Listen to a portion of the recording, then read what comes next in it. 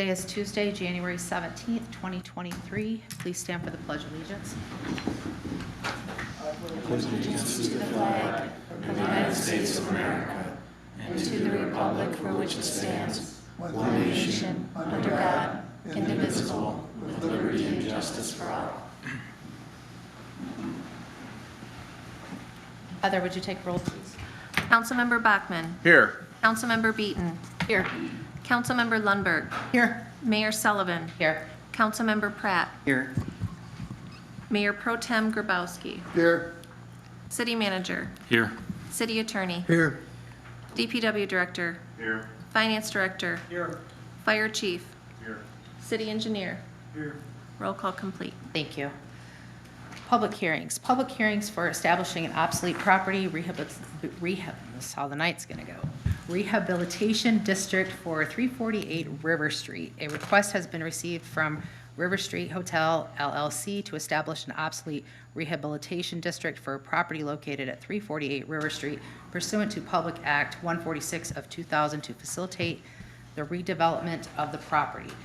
The affected property owner has received formal written notice of the public hearing, and the public will be provided with an opportunity to comment. No action is anticipated at this conclusion of the public hearing. However, this matter is on the agenda for consideration later in this meeting. Are there any public comments on this item? Any public comments? Seeing none, the public hearing will be closed at 7:01 p.m. Public hearing for an obsolete property rehabilitation exemption certificate application from River Street Hotel LLC for an obsolete property rehabilitation exemption certificate for the property located at 348 River Street. An application has been received from the River Street LLC for an obsolete property rehabilitation exemption certificate for the property located at 348 River Street pursuant to Public Act 146 of 2000. The affected property owner has received formal written notice of the public hearing, and the public will be provided an opportunity to comment. No action is anticipated at the conclusion of the public hearing. However, this matter is on the agenda for consideration later in this meeting. Are there any public comments on this item? No public comments. Public hearing closed at 7:02.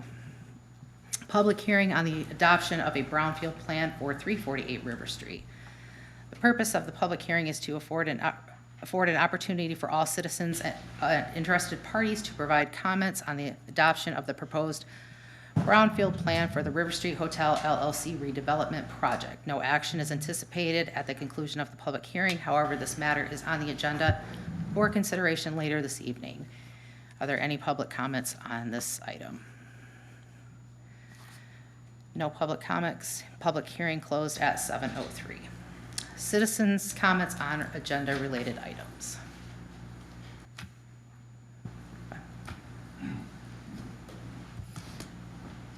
Madam Mayor, Council, I'm Theron Ferguson. I used to live in the city. I now live on Graff Road in Brethren. I own several rental properties in Manistee along with the business. I'm the broker owner of Essential Real Estate, Manistee Rental Management, and as you can see, I am an applicant for the Housing Commission. I know that there are 2 terms to be filled. One is ending May of this year, the other 3 years later. And I would just like for you to consider me as a possible option, maybe even just till the end of May. To attend some meetings, maybe give some helpful insight. Housing is what I do. I've been selling real estate for 14 years. We've been managing rental properties for quite some time. I'm also a licensed builder. And I know a thing or two about housing. We also have pretty good staff. I wish I had brought my administrator with me from our office who processes applications for rental properties on a daily basis. And we get many calls from people, senior and low income, looking for a place, and we can't always help them. And so I'm appealing to you that even with a couple of months on the Housing Commission, if I can't help bring some positive insight to the discussion, that maybe I can learn a thing or two about how I can help place people in the future. So I hope you will consider me, and I would like to nominate Jim Smith for the full 3-year term. I know Jim's character, and I've seen what Jim has done with seniors, including my late grandfather in the tail end of his days. He does care for seniors. And that's all I have. Thank you.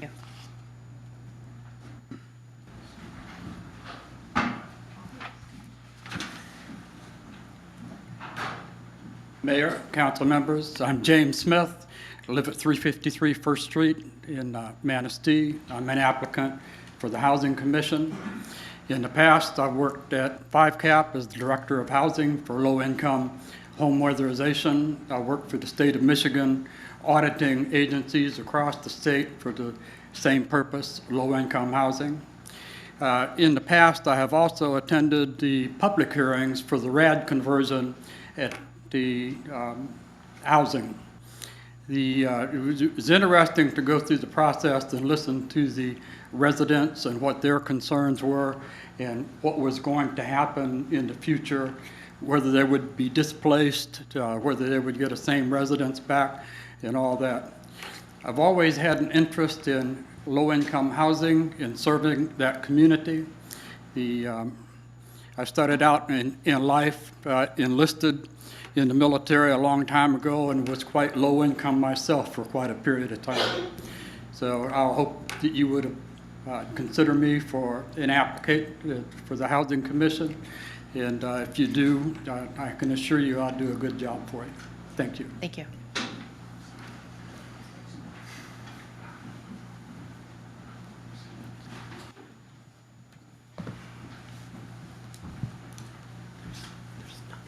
Council Mayor, my name is Steve Fosdix, and I also am applying for the Housing Commissioner's job. One thing you have to always keep in mind here, this is low-income housing, it's HUD regulated, MSHDA regulated, it is not conventional rentals.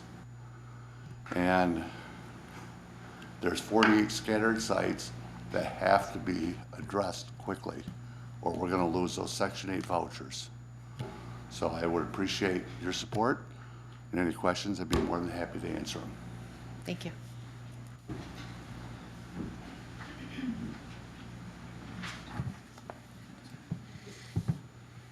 Mayor, my name is Sammy Lukaskevitz. I live at 315 Fifth Ave, and I would like an appointment on the Housing Commission. I could live anywhere in the world, and I live in Manistee, and I want to see the very best for Manistee. I want to see people who make decisions, who steer this community in the right direction, and I'm smart. So I can figure a lot of things out and do the best job that I can for low income and our elderly residents here in Manistee. So please consider my application. Thank you.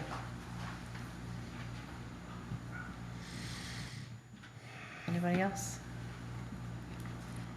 Okay, consent agenda. All agenda items marked with an asterisk are on the consent agenda and considered by city manager to be routine matters. Prior to approval of this consent agenda, any member of council may have an item from the consent agenda removed and taken up during the regular portion of the meeting.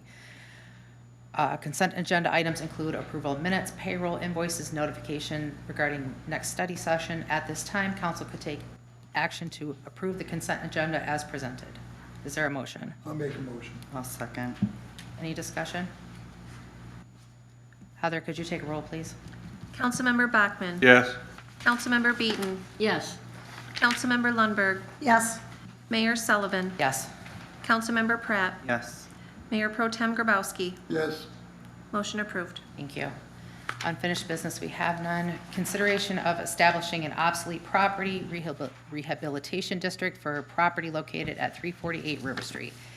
A request has been received from River Street Hotel LLC to establish an obsolete property rehabilitation district for the property located at 348 River Street pursuant to Public Act 146 of 2000 to facilitate redevelopment of the property. A public hearing on the request was held earlier in this meeting.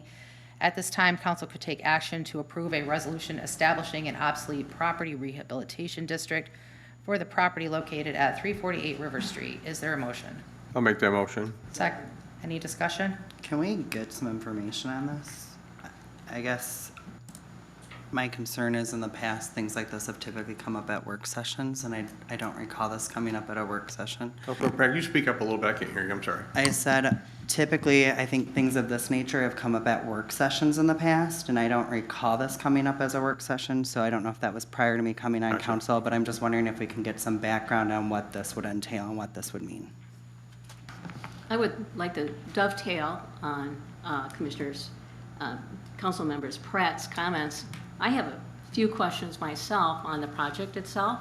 I want to preface that, though, by saying I'm delighted that they have a plan for that property. It needs to be developed, and I just have some things that are troubling me a bit. So I'd like to have time to discuss them. So we have representatives from the development team on Teams. Can you hear us? Yes, we've got you all. Yep. Hello. And I know you prepared, I don't know if you can share your screen, but you prepared kind of an overview of the project. Yeah, why don't we do that? Great. Yeah, if we can get that up, then I can dive into it. Shouldn't take long. Give us some context for the discussion. Let's see. You doing want to get more volume out of that, Heather? Yes, I'll put my mic down in just a moment. Let me get this here, and then, I don't know. I think they're going to try to bring it up. They're what? They're going to try to bring it up on their screen. So They're gonna bring it up on their I screen? think so. Oh, Were you gonna bring it up on your screen, or did you want me to bring it up? on you guys bringing it up. That's what. That's what I thought, so I need to try to, But I could probably work that out real quick. I think, oh, There you we got go. it? Oh, perfect, okay. Okay. Let me, hold on one second, I just gotta put my mic down here for them. Okay. All right. I'm John Faber, co-founder at River Street Hotel. I'll be kind of walking us through this project kind of at a high level, help give us some context for the greater conversation around the Oprah district and whatnot. Gonna stay high level, gonna move fast. There's a lot in here, but hopefully it's helpful. On the team, I'm business development. We also have James Lewis here. He's with Pinnacle Construction Group to help answer questions all. All right. First off, wanted to just thank you all for accommodating us conferencing in for tonight's meeting. I am in Manistee quite a bit. I have another property in the area. I'm there almost every week at this point. So I do look forward to meeting you all, and I know James does too, and thank you. Second off, you can actually go back up to the first slide would be great if possible. Happy to kind of announce our actual name. So River Street Hotel is our operating entity, but our actual kind of DBA or our brand will be Emerald Cove Boutique Hotel. What you're seeing here on the left is a shot from the 1960s, and also on the right, a concept and a render of the facade improvements that we're working on. Wanted to point you at, it's small, but you can probably see it. In the historical photograph, look under where it says liquor. It says the Cove Bar. So, we think that's kind of cool, bringing back a piece of history and incorporating it into our new name and carrying that forward in Emerald Cove. A little bit of history. We've been working on this project for almost a year now. We're working with the Small Business Development Corporation, SBDC, on our business plan. We're about to submit our Community Revitalization Program grant application to the Michigan Economic Development Council, or the MEDC. We've submitted part 1 of 2 for the National Park Service for the historic preservation and all the applicable incentives that we're going to be going after for the facade work and other historically significant renovation work and all of that. So we've been busy. We're very thankful for your collaboration and your assistance at the city to continue to move this forward too. All right, let's just go to the next slide and kind of dive into this. Who we are. So River Street Hotel is a collaboration between Heritage Stays and Pinnacle Construction Group. So I represent Heritage Stays. We're 3 couples. We've lived in West Michigan for quite some time. Got youngsters, got high schoolers. We've had great family travel experiences. We've had really bad ones, honestly. And what we're looking to do, what's kind of motivating us, is to bring a great family experience in Manistee on River Street. James, you want to do Pinnacle real quick? Yeah, I don't think you can see me because I'm the presentation slide right now, but my name is James Lewis. I'm the Director of Real Estate Development for Pinnacle Construction Group. We're started out as a contractor, but morphed over the last 25 years into a real estate development company, and we have architects on staff as well, so full service company that is dedicated to making these interesting and small projects possible for our partners like John. So John had this great idea, but he doesn't necessarily have the capacity to get it to the finish line, and that's where we come in. So yeah, we're really excited to be a part of this project. The owner of the company, my boss Michael Garrett, is invested up in Manistee area personally. He's up in more in Onekama, but really likes Manistee and is bullish on Manistee, and has been looking for a chance to invest in Manistee itself. Thanks, James. All right, let's move through the next slides here real quick. All right, so I'm going to invite you to just kind of read that paragraph up top while I go over kind of our 3 operating goals. I think this will be helpful in kind of giving you some direction on where we're going. So our 3 operating goals, kind of our ongoing principles. 1, provide unparalleled family-focused hotel experience. We want to bring that to downtown Manistee. You'll see that in the size of our rooms. You'll see that in our supporting amenities. 2, be a great place to start and end a Riverwalk experience.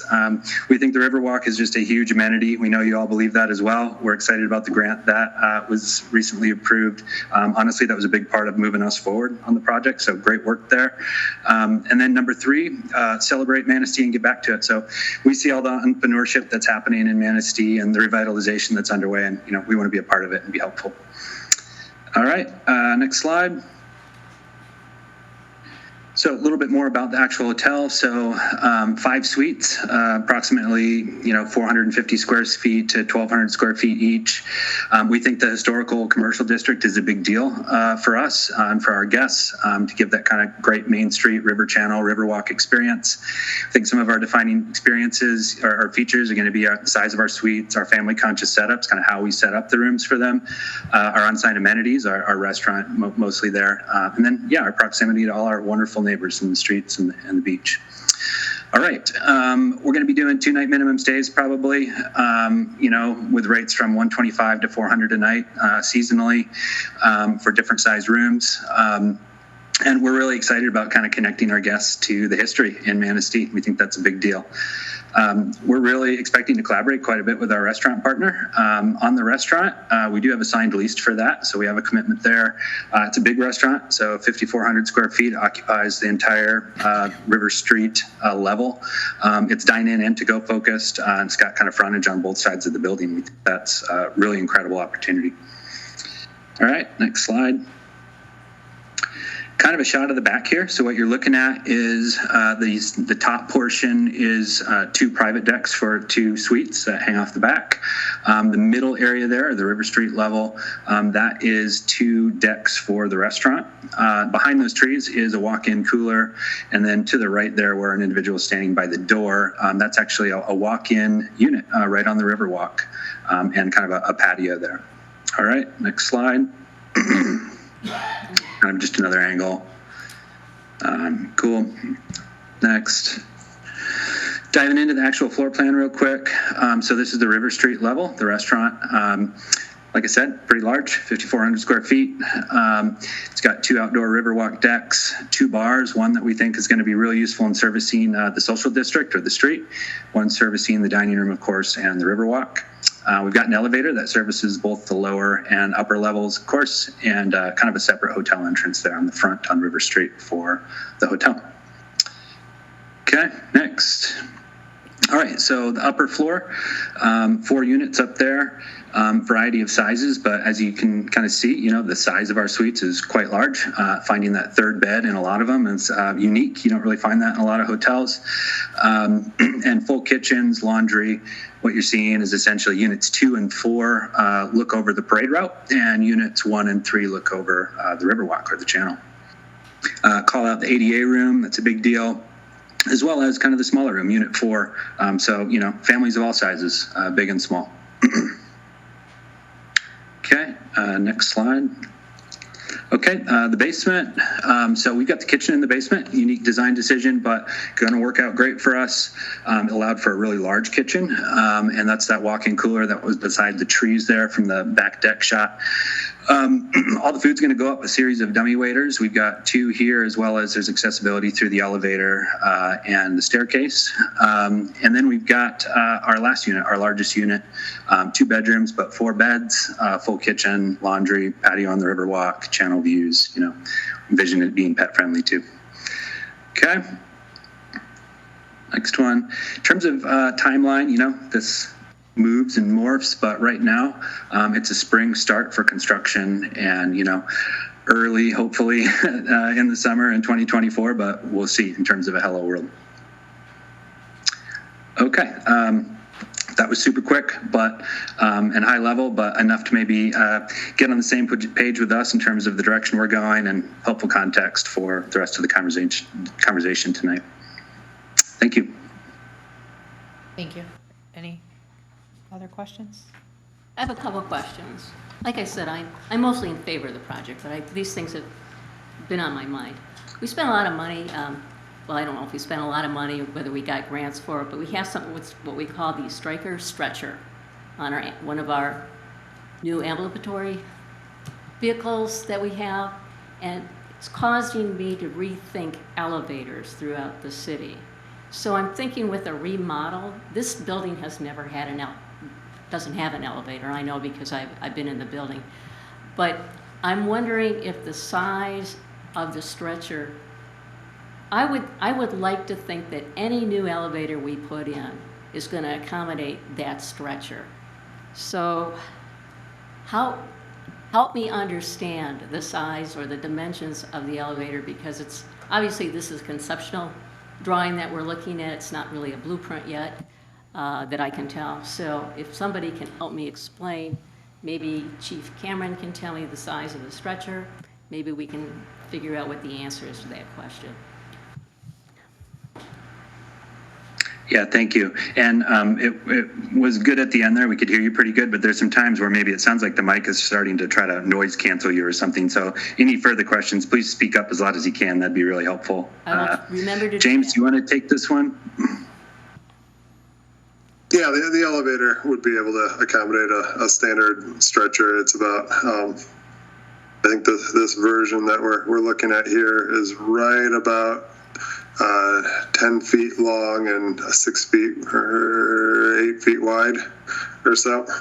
So yeah, that will accommodate a stretcher.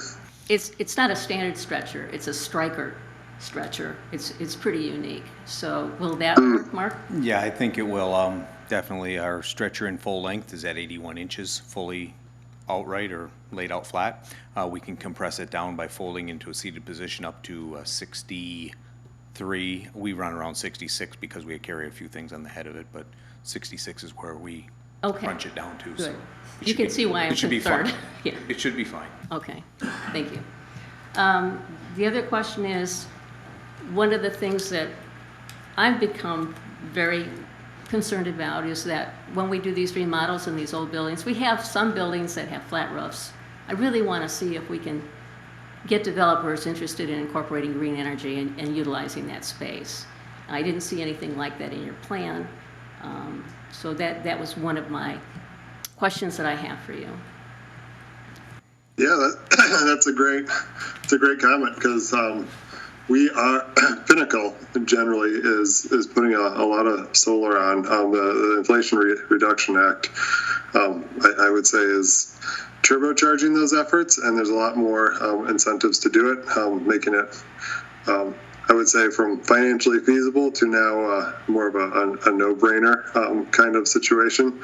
So I would anticipate that we would be putting some amount of rooftop solar on there. What we don't have right now is our entire mechanical system designed, and so we're still trying to figure out where the kitchen vent hoods come out, how big the fans are for that, where the condensers are, and all those things. So that really is the crux of the issue is where all those things are. in relationship to how much solar we can get on there. But, the footprint's about 4,000 square feet. So if we lose maybe, I would say we probably will end up losing about 2,000 square feet to all that stuff, elevator overrun as well. It would leave about 2,000 square feet for some rooftop solar, which, it'll do something for the project. It's not going to be I think it would be a great marketing for the city. It will be good in marketing, yes. It would. I mean, we need to consider those things, not just from marketing, but for the sake of our environment. So I would appreciate that. Yeah, it's if the right that was thing in to the do. plan. Yep. And my last one is for the overnight stays. Will there be parking on the street? How are you going to handle that? Has anybody thought about where cars park if they're staying overnight? Yeah, the way we've been thinking about it, I mean, when we did our analysis, was there was just so much public parking available within even just an eighth of a mile. So we were happy with the amount of available public parking, and the building does not have its own parking. So that's going to be a collaboration that we're going to have to work on together. If there needs to be something different than that, it turns out there needs to be more or something different. Okay. I think that's it. Thank you. Anybody else? I just had a couple of quick questions. So, from my understanding, the River Street frontage is going to be where you have your restaurant. That will not be hotel suites. Is that correct? Correct. Okay. So, your 5 suites that you're offering, how, I guess, are you guys pretty determined that those are going to be considered hotel spaces? Or are you thinking that that might be potential to make those short-term rentals? I can take that one. Yeah, we don't really consider this a short-term rental experience. Being in a commercially zoned area and being a commercial business or hotel, we may list on those sites, and we think there's obviously a market there in that area. And honestly, we hope to kind of divert them to what is an awesome, equally great experience downtown in Manistee that has equal amenities. So we don't really consider ourselves short-term at all. We actually anticipate pulling from that market a little bit and offering a little bit different experience for those that want it downtown, I guess, but comparable. Yeah, I'm pretty ecstatic to hear that we want to keep the River Street frontage storefront or the restaurant, because I think that helps with other businesses in the area. But I guess I'm a little concerned that if we switch it, like if you're doing a hotel, which I get that, and that is designated for that type of an industry, I totally understand that. But my concern would be if we switch it to short-term rentals, and I'm not saying that that's where we're going to end up, but sometimes with projects, things change over time, and I guess I don't know that there would be the parking, because having had experience with having a store downtown and knowing many store owners, I don't see an abundance of parking, and we're going kind of back and forth all the time on, do we want to put parking meters in? Do we not want to put parking meters in? So I guess my reservation on that would be if that switches for some reason to short-term rentals, that we're going to have to figure out, or that there would be an accommodation for parking, because I don't know that I'd want to see River Street parking spaces allocated for that. Yeah, I guess just 2 things come to mind. We're okay with the amount of parking that is in downtown within walking distance. We really envision our guests dropping their car, and honestly, part of our marketing strategy is going to be, don't get back in your car, be downtown. There's enough to do here. That, as well as, I guess just a reiteration, in both cases, short-term or, straight-up hotel, there's going to be this parking puzzle that needs to be solved. And we will be listed on short-term rental sites, but that does not make us a short-term rental property. We're not in a residentially zoned area, and we're really excited about, being in the commercially zoned building in the correct spot to do what we do. And I guess, yeah, that's more our focus. The hotel. Okay, and then my last question was, there's been a lot of concerns, I think, from the community, and council members have voiced concerns over recent projects that sometimes have taken a detour because of cost factors right now within the building industry. So how committed, I mean, it looks like on paper, you guys have everything in line, you've done all of your financing, things like that.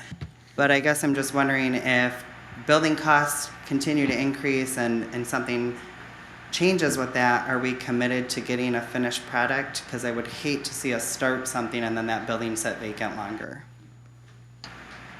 You want me to take that one, or you got? Go for it, James. Sure. Thank you. Yeah, so I would say a couple things on that. First is we wouldn't start construction on anything until our entire financial package is lined up. And so, a very, very important and large portion of our financing is coming from the MEDC. And they have a laundry list of things that you all would like to see and that we would like to see accomplished before they will close. And that will be, full bids, it'll be a GMP contract. We'll have our historic tax credits all lined up. We need the Oprah and the brownfield, approved for that. We need, our financing, fully committed at that point, not just term sheets. So that, there's a lot of work between now and then, is what I would say to that. And globally speaking, as a representative from a construction company, although that's not exactly my role there, but we talk about cost every day, right? Where are costs going? Up, down, sideways? What's hurting us right now? What's better right now? And we feel. No crystal ball, but we feel very confident right now that, we have got to a construction number here that is not going to go up, down, or up or sideways. We feel like we can only go down at this point. So, we feel very confident in this package, assuming we can get it through the MEDC process. So that's our big hurdle remaining is getting approval through the MEDC. I have a question for the city manager or for maybe Mr. Saylor, I don't know. So if we were to approve this tonight and the plan was to change that it would become short-term rentals, does the city have any provisions to account for parking? So we don't have anything in the resolution that could be added, but we could add something like that. I think you better add something, because in December, in January, February, when the snow is there and the city's got to plow those streets, you have to have an idea where you're going to park, and the only places the parking lots up off of Filer and by Clay and all that, so we better make a provision in there. And I don't think that's going to work to say there's, I mean, yes, there is parking available, don't get me wrong, but I don't think that's going to work if you have hotel guests that are elderly or have a physical disability or something like that. They're not going to go park up behind Jack Pine and expect to walk down that hill. So I feel like I would personally like to see a provision put in place on that, because I get where they're coming from, and that is not a slam towards your company at all or your vision, but things do change, and I think we have to protect everybody's interests. We have people that have bought properties down there. We have people that are owning and running successful businesses, and I think we need to honor their visions and businesses. I think the only issue I see with that is kind of defining a short-term rental. I think making sure that. Well, I think that's an issue with the whole city right now that I would personally like to tackle, but I'm just saying we have business owners and people that have committed. I'm not disagreeing with this, but I think we need to account for the parking. Yep. That comes back all the time on us. So if we can't put a provision, and I don't know that I can vote for this tonight. I'm not sure exactly what you're asking for. So my question is, if they make short-term rentals out of that, they are saying that there's enough parking down there. I don't see that. If You they're gotta speak up because John can't hear you. okay, they're saying if they make that short-term rentals, right now they're saying hotels, but they really haven't taken short-term rental off the table. So if we're making those residents, that's going to take up parking spots. So my question is, how are we going to account for the parking? There's not an abundance of parking available. I mean, is this in connection with the Oprah exemption certificate? And are we thinking that would be part of the resolution, that Well, I think the plans might change a little bit, so I'd like to see a provision. I'm gonna be honest, we've approved a project on 7th Street that didn't come to fruition, and we were promised one thing and that didn't happen. We were promised one thing with the Gateway project, I saw drawings, and now that's changed too. So I'm very hesitant to approve this, given that everybody I know that's entering into construction things, given the state of construction right now, is changing those plans. So if we're gonna change those plans and we're gonna say that could become short-term rental, I think we need to protect our interest to make sure we're accounting for the parking. Yeah, of course, this is the district part, but this also would apply, what you're talking about, to the exemption certificate. I guess the question I have is, are we talking about that you'd want to revoke the certificate if all of a sudden there were short-term rentals? No, I'm It's saying just something that you'd want to. I would want to say that the business is going to account for how parking is gonna be accounted for. There's not an abundance of parking now. It's something that every shop owner complains about. And, you know, to expect law enforcement to enforce the 2-hour parking, I mean, there's not enough manpower to do that. So if they're going to take and make those short-term rentals, I feel like they need to account for parking somehow. We can't just assume there's gonna be parking available on the street. So I would like to see that written into the plan, since they're not definitively saying that, no, we will not make the short-term rentals. Yeah, I guess if I'm going to be drafting this, I'm just trying to understand what plan are you talking about. There's two things on the agenda relative to this particular issue tonight. One is the establishment of the district, which is what we're talking about now. And the next item is going to be the issuance of an exemption certificate. Both those resolutions are standard resolutions that the state provides us. But you're not talking about including that issue within those resolutions, or are you? Well, I guess that I would take your opinion on as our Okay. city legal counsel. Where would we put that would be most appropriate to Well, protect our interests? I think certainly we have zoning ordinances in effect that have requirements, strict requirements with regard to, you know, if you're going to condo a building, what type of parking has to be available to that condominium development. I don't think with regard to, I don't know if Katie is here. I don't know if with regard to a hotel, if we have any specific parking. Short-term rentals. That's my concern. The hotel, I understand. That would to me be just like the Ramsdale Inn. So Right. I'm not questioning that, but my concern is if we're making them short-term rentals, what are the protections in place? Do you know what the ordinance would be on the parking? Well, I think that they're the same as they would be for apartments downtown. And I don't believe there is any specific requirement as long as there's parking available, whether it's public parking or downtown. I mean, the buildings all through River Street, you know, I mean, there's several of them that have apartments. It is a little bit different for condominiums, though, than I don't know that apartments. this would classify as condos. No, I'm not So saying. I don't know. it I does. think it's a gray area. Yeah. And I guess I feel like maybe if this had come up at a work session, it would have given us time to kind of figure this out before you were asking for a vote. I might suggest that we're going to be back again for another meeting, right? This meeting establishes the district and the next meeting approves the Oprah. And so, Actually, both of those items are on the agenda for tonight. oh, are they really? We have Okay. a development agreement that would come in February, though, so you will be back for that. Let me ask, is it something that we could put off the issuance of the exemption certificate to another meeting? Establish the district, and then the exemption certificate could come at a different meeting. I mean, if there's a development agreement, that would be something that, you know, what Yeah, Councilperson. I mean, that's your advice, wherever our legal interest comes, but I feel like we need to be able to answer some questions, because if potentially parking spaces are gonna be taken up, I think that's something we need to advertise to downtown businesses and get their input. That's definitely gonna impact their businesses.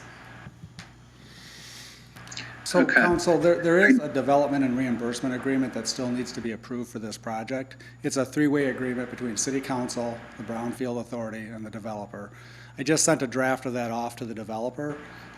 That would probably be the appropriate place to put some kind of provision. I'm not entirely understanding what that provision would be, but if there was something, that would be probably the place to do it. Because this can't happen unless that development and reimbursement agreement is entered into amongst all three parties. So I would suggest it go there. It gives George time to consult with the developers and planning and zoning and understand that, and with council. city manager, but it doesn't delay the process on these others. So that would be my suggestion. Well, it seems that all of these things are necessary from the developer standpoint, right? The brownfield and these, I would, we could establish the district tonight, hold off on approving the exemption certificate until the issue of the reimbursement agreement comes up, and then, you'd probably feel more comfortable if we've got something included then in that agreement. That's where I think as well that this would need to be addressed. The brownfield plan at the Brownfield Authority, the way they approve the brownfield plan is that it's contingent on a development and reimbursement agreement also being approved. Okay. So even if nothing else happens, if the Brownfield Authority doesn't approve a development and reimbursement agreement, the brownfield plan doesn't happen. So there's a lot of moving pieces, there always are when we have complex capital stacks and lots of funding sources, but we've typically put any provisions like that that aren't specific to a narrow Oprah or a brownfield in that development agreement. So just a suggestion. So I'm really confused now that legal counsel's on a different page than the Well, we're financial. talking about this coming back to council then. The development Yes. has to come to council. So the development, because they've got two elements here. They want to obtain an exemption certificate for the Oprah and then also a brownfield. And the reimbursement agreement that's going to come back to council ultimately on the brownfield is going to happen at a later date. And so my thought would be to put off the issuance of the exemption certificate until that hearing or that meeting takes place, and then you can approve both of those at that time. And it's in that agreement that we would include, if there's some other language, that we can address the short-term rental part of it. This gentleman's from Fishbeck, our brownfield consultant. Do you have something to add?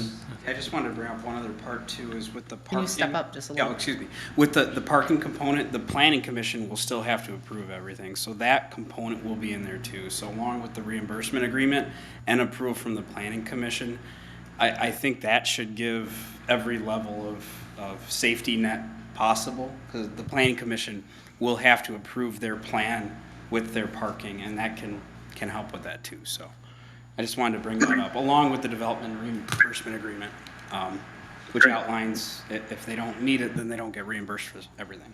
So we can vote on these three and add that stipulation into the development agreement in February, right? Well, again, I think Councilmember Pratt is indicating that you didn't feel comfortable approving the Oprah exemption certificate until you saw something on the parking? Well, I don't, because I feel like, and I could be wrong on this, but I feel like if we had advertised this to downtown business owners about potential parking spaces being accounted for with this, if they were to turn short-term, we probably would have had comments at our public comment section.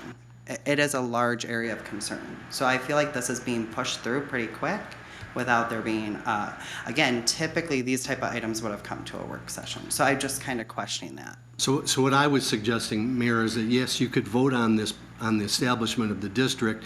We could pass on the issue of issuing the exemption certificate until the meeting where the brownfield reimbursement agreement is going to be raised. Okay. I mean, that's an option at least if council wants to follow. Would that not slow down the process for them to obtain funding significantly? I don't know. I mean, maybe we could ask the developers that. I think we can address, Go ahead. there was notice given, correct, right before Christmas, we sent out notice about the Oprah, and that was sent to neighboring property, the property owner, and, Sent to the taxing jurisdictions. yeah. And then it was posted on the window, but, so next bite, but you do have another bite at the apple with the agreement, so that can be put in there about addressing parking, if it does go to short term. And I think there are some things to figure out about what's gonna trigger a hotel versus short-term rental. And I'm not sure what those triggers are gonna be, but I think you can approve all these and then still have that development agreement, and that would be somewhere you put that, that stipulation. I suppose, yeah, and that is a good point, that ultimately the approval of that agreement is going to be important for this development. So, we could still move forward and approve the three items that are on the agenda for tonight, understanding that that final piece in this, from the developer standpoint, might be that reimbursement agreement, that brownfield reimbursement agreement, and that's going to come before you, and in that agreement we can maybe address the parking issue, if it's not already addressed by the Planning Commission, as has been pointed out. It seems like these three items are typically, we do them like this. It allows the project to move forward to other more stringent, it kind of narrows the focus a little bit on the project. And and I've said before, I'm not gonna be the person who's a bar to advancing downtown or making things happen. So I'm gonna vote in favor of all three of these, just to keep things moving, and I'll let the planning commission and others deal with the specific pieces of that. But I'm not gonna be a council member who's gonna be labeled as blocking progress in the downtown. So that's where I'm at. I agree with Dave. I think it sets a bad tone if we are blocking anybody from bringing any business to town and on what ifs. So I think that there's another step where we can put in provisions, and that's the development agreement. If there's another step, I'm fine with that, but I do think parking needs to be accounted for, and I guess in the future, I would wish that some of this would come to a work session first. I'm not blocking. Well, it comes in progress. front of the planning commission too, so This has already went to the planning commission? development, No, I'm saying like this already went. I have no idea. I don't think it has, so I don't know. I am confused by this because I feel like, again, we've typically talked about this at work sessions. There's some questions to be answered. I don't feel like it's doing due diligence to all the other property owners down there. That's my concern. If we can account for parking and we can advertise that again, if that's gonna go in front of the planning commission, I'm more than willing to move this forward. I don't wanna block this, but I do think we own every business owner down there the right to understand that. And I think there's a question on the table, which is not limited to this property, about what constitutes a short-term rental. Anybody else? Heather, would you take roll, please? Councilmember Bachmann. Yes. Councilmember Beaton. Yes. Councilmember Lundberg. Yes. Mayor Sullivan. Yes. Councilmember Pratt. Yes. Mayor Pro Tem Grabowski. Yes.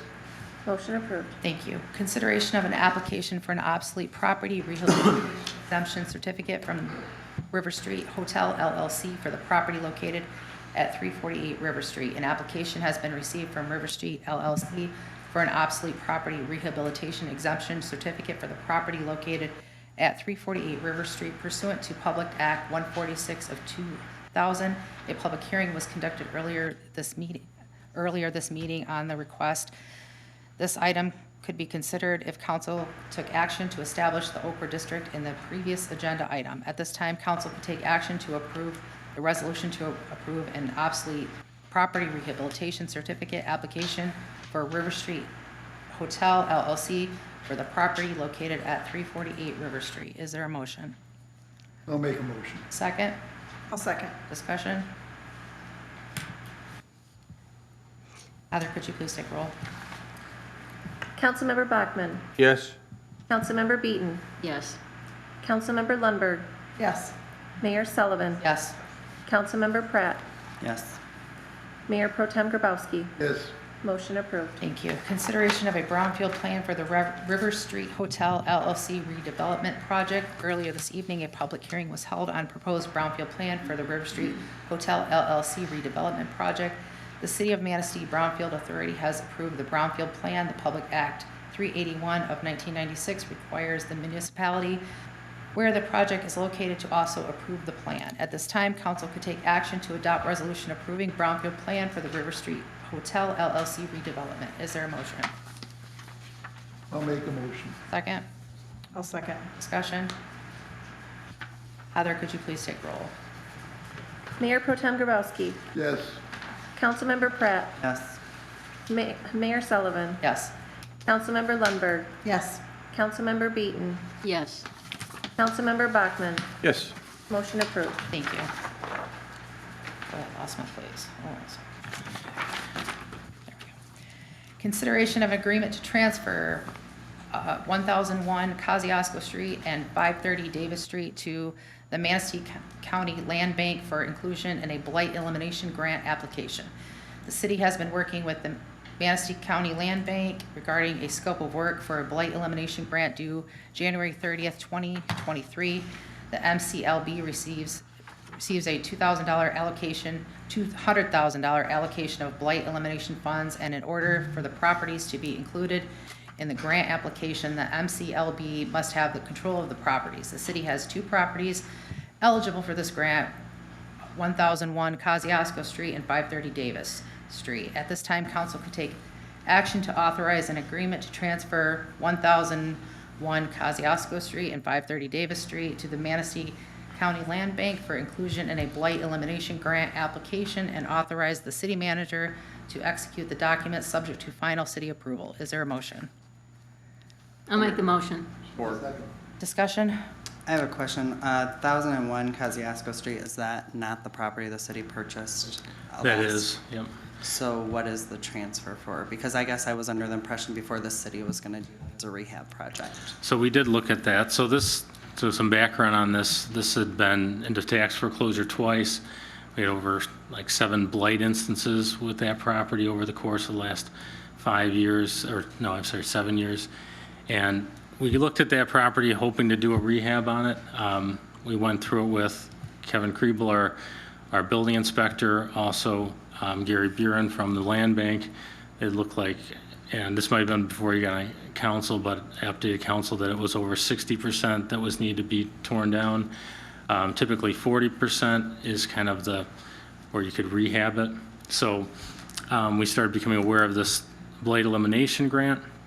So we did purchase the property. I think we're keeping a property from being an ongoing, someone takes it on, they can't put enough money into the property to actually fix the blight issue. Talked to Rachel, who's here tonight, and I met with the land bank. They agreed that this could be included in the application. They have to have control of the property to demo it. We did have some sunk costs in kind of acquiring it, looking at the asbestos, and getting it kind of ready for doing the shutoffs for utilities, but it's ready for demo. We're going to pay less than we would to demo it ourselves. We have about $9,200 in sunk costs in it. It'd be about $15,000 to demo it. So I thought this was kind of a good way to start a partnership with the land bank. We actually received this 530 Davis Street property from a property owner who started a demo, didn't finish it. But we kept putting pressure, the legal department put pressure on them to fix it up. Ultimately, they gave us the property, and I think this is a great one to work with the blight elimination, bring it to a buildable lot, and then we put a caveat in here also that if it were to be, we partner with the land bank, if there's going to be a development later, we could get our cost back after they get their cost back, and then maybe 15% on top of that. So it would be something we can do more partnerships in the future like this. So they're not purchasing the property, we're giving it to them? Correct, yep. What will ultimately happen to that property after demo? Will it be built on, or just gonna be vacant, or? So that's to be determined, but Rachel, I don't know if you want to talk about that a little bit. Can they rebuild on the property as it is, the size of it? Pardon me? Can they build on the property the size of it now? I'm hoping that's the answer. Hi, I'm Rachel Nelson. I am the chair of the land bank, most of the county treasurer. And so these 2 properties are ones that we, well, first of all, I would just like to say I commend you for being on top of blight. This grant came about rather quickly. Our land bank is guaranteed $200,000 as long as we have projects. Our land bank is pretty young. We don't have properties in our possession. We just have super tiny things that you could definitely not build on, besides what we have in Bear Lake on the highway there. And so in talking with the city, because I knew that they had been on top of blight, or you have been on top of blight, and identifying it and working with people that own it, as well as what's in your own inventory.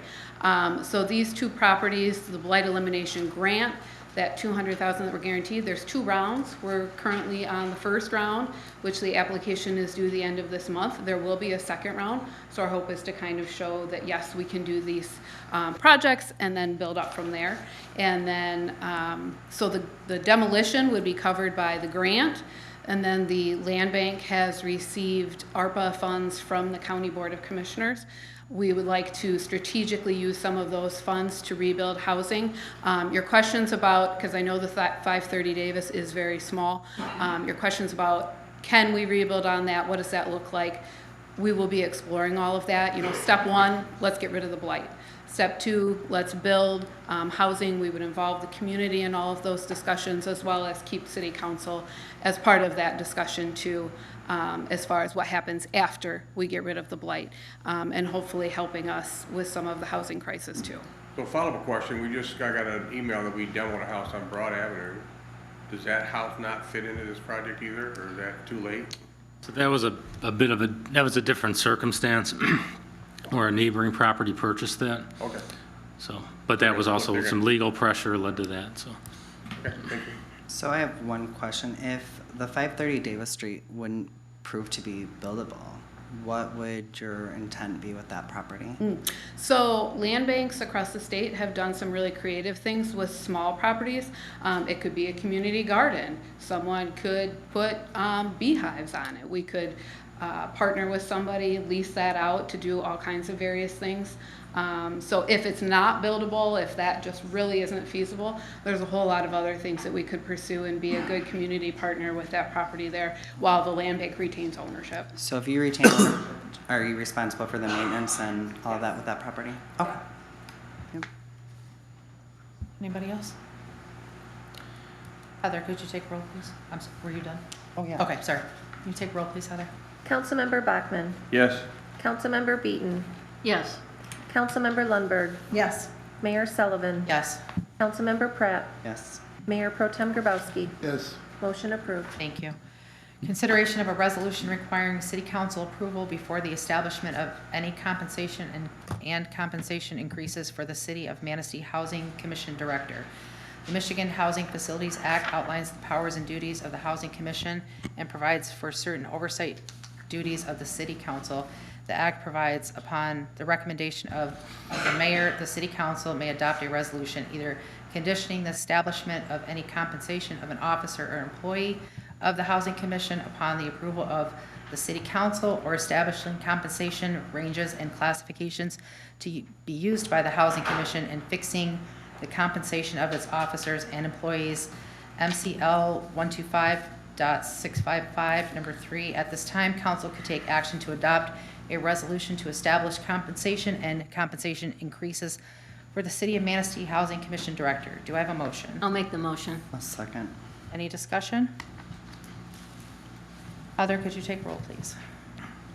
Mayor Pro Tem Grabowski. No. Councilmember Pratt. Nope. Mayor Sullivan. No.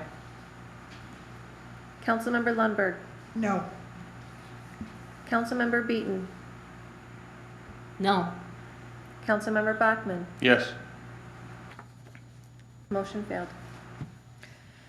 Consideration of an agreement with Raymond Corporate Investigative Services for an investigatory audit of the City of Manistee Housing Commission as authorized by Section 7-9 City Charter. The city is requesting an independent audit of the City of Manistee Housing Commission due to concerns over contract and other actions being authorized without appropriate commission action. At this time, council could take authorization and investigatory audit by Raymond Corporate Investigative Services of the City of Manistee Housing Commission and authorize the city manager to execute these documents. I'll Do I make have a motion. Second? A second. Any discussion? Heather, could you please take roll? Councilmember Bachman. Yes. Councilmember Beaton. Yes. Councilmember Lundberg. Yes. Mayor Sullivan. Yes. Councilmember Pratt. Yes. Mayor Pro Tem Grabowski. Yes. Motion approved. You have consideration of installing a life jacket loaning station at one of the public beaches in the city facilitated by Manistee Area Leadership Program. The Manistee Area Leadership Program is facilitating the installation of a life jacket loaning station for the public, which includes life jackets for the station. The city would maintain the station after installation, which would include replacing the life jackets and general repair and maintenance. At this time, council could take action to authorize a life jacket station to be installed, indicate the location of installation, and agree to maintain the station once installed. Do I have a motion? Make a motion. A second. Any discussion? I just have one quick question on this. So the maintenance, where would that fall? What department or who would be responsible for maintaining that? So the initial is going to be part of this program, but then it would be DPW with Parks at that point. I have two questions. Do you know, I think I seen that there was one's installed in Muskegon. Do you know how many life jackets like the city has to replace every year? Mike, would you? Actually here tonight as part of the leadership program in class of 2012 or 22, 2023. So I'm joined here by Jill Witowski and Heather Taylor, also part of our leadership class. So we were in contact with other people that have installed these along their beaches. They're looking at about 1 to 3 a year that they're looking at replacing over a 3-year period that they've had them. Some have been taken more than others. There's other ways that you can also look to not make yourself a target, such as putting like a city logo on it or something like that, to where it becomes a souvenir as opposed to a flotation and life-saving device. One thing we kind of recommend is maybe just get out a black marker and put City of Manistee on them, as opposed to trying to make them look nicer than that. We have spare life jackets that were given to another person that had written the grant. We're planning on writing a grant to CETO Foundation and trying to get some of these installed. One of our first steps is obviously coming to you and saying, hey, would you guys agree to this? Yeah, we're actually looking at installing 2 in the city of Manistee, one at First Street, one at 5th. And basically we're looking at where you guys would like them placed. If they're the one that's chosen as part of the grant, we'd actually maintain them for the first 5 months, at which point we would then turn them over to your Parks and Recreation Department. There has been concern, I will share it with you, about liability on this. We have been talking about putting on our sign, there's directions on how to use these. If you kind of see what we're kind of thinking right there in that picture, with how to properly install and then use a life jacket system. But also on there to say, please utilize at your own risk to try to limit liability as well.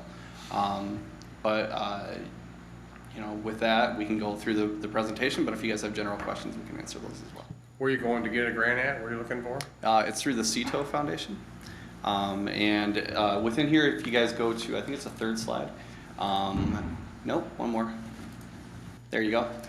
These are other communities that have installed the life jacket systems. You see Sutton's Bay, Sea Wing, Pentwater, Whitehall, Muskegon, Holland. What that cost me? Per system or per replacement? Well, for your grant. I think it was right around $1,600 to $2,000 per system.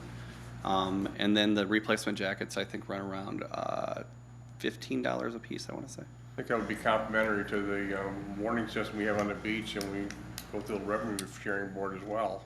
Might be a complimentary collaborative grant request. Right. Through the fire police department. Yeah, I mean, there are other grant opportunities out there.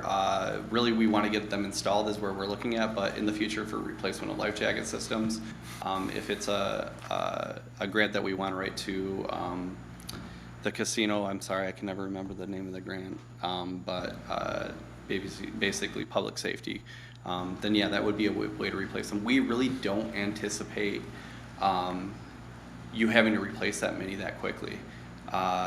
Like when we say 1 to 3 per over 3 years, there was 1, there was none, there was 3.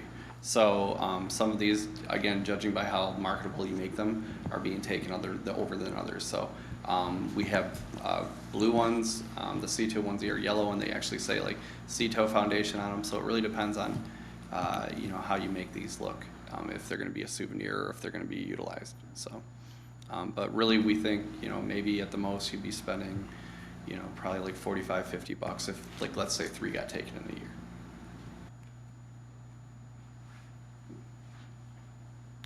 Anybody else? Good idea. I know years ago when they put the rings out on the pier, I mean, they got stolen. What can you do? Yeah. So marketing was a great idea. So I hope he's not good luck. Right, and I just want to give a shout out to obviously the Manistee Area Chamber of Commerce. This is part of the Manistee Area Leadership and the Big Day of Serving. Really, this is a program that's been going on for a couple of years now. We, instead of doing the Big Day of Serving, wanted to give back to something and make it more permanent within the community, and that's why we've chosen this project. So. Nice project, thank you. So you're just putting in 1 for right now? We'd like to put in 2 in the Okay. city. We actually have an agreement for you guys to sign that you would say that where you would like them, as well as a latitude and longitude. So then we can apply for the grant through that process. We aren't looking for necessarily a yes tonight, but we were hoping to have one by the first week of February so we can start fundraising efforts. So I think this is a great idea. One of the things that kind of popped up when you were talking though is I'm just wondering, the law enforcement in the area has come into the schools and they do like a program on boater and water safety, which I think is extremely valuable for our students and for a lot of people that don't understand the dangers of Lake Michigan and the undertow and things like that. So I'm just wondering if this was to go through, do you think that's something that we could partner with them to kind of make sure that they let people know that this is available?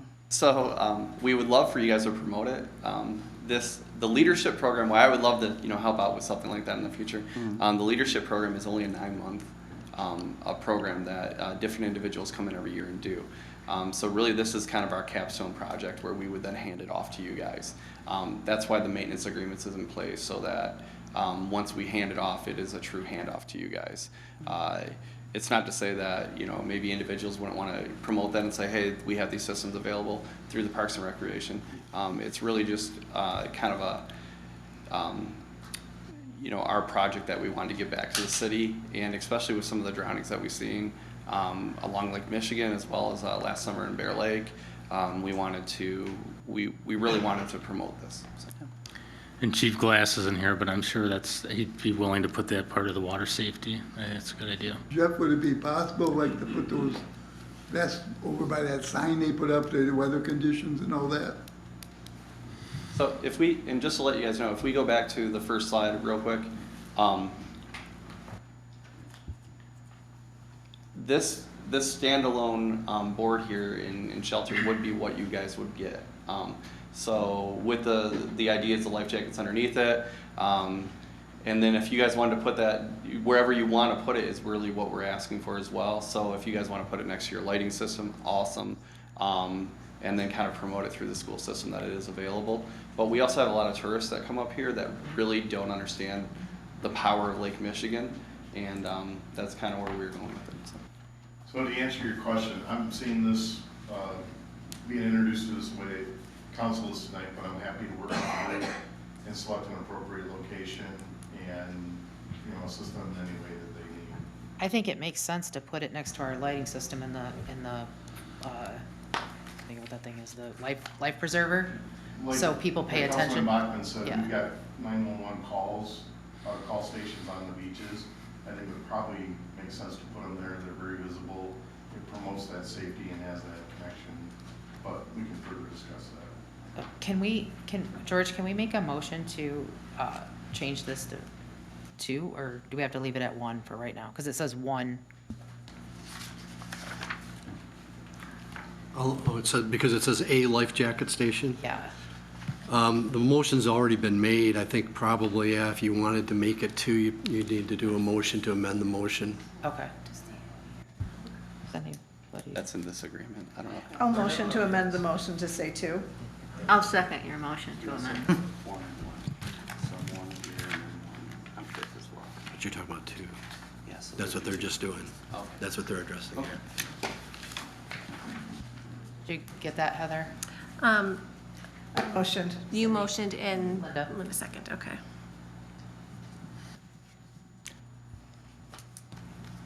All right, thank you guys. Yeah. Thank you.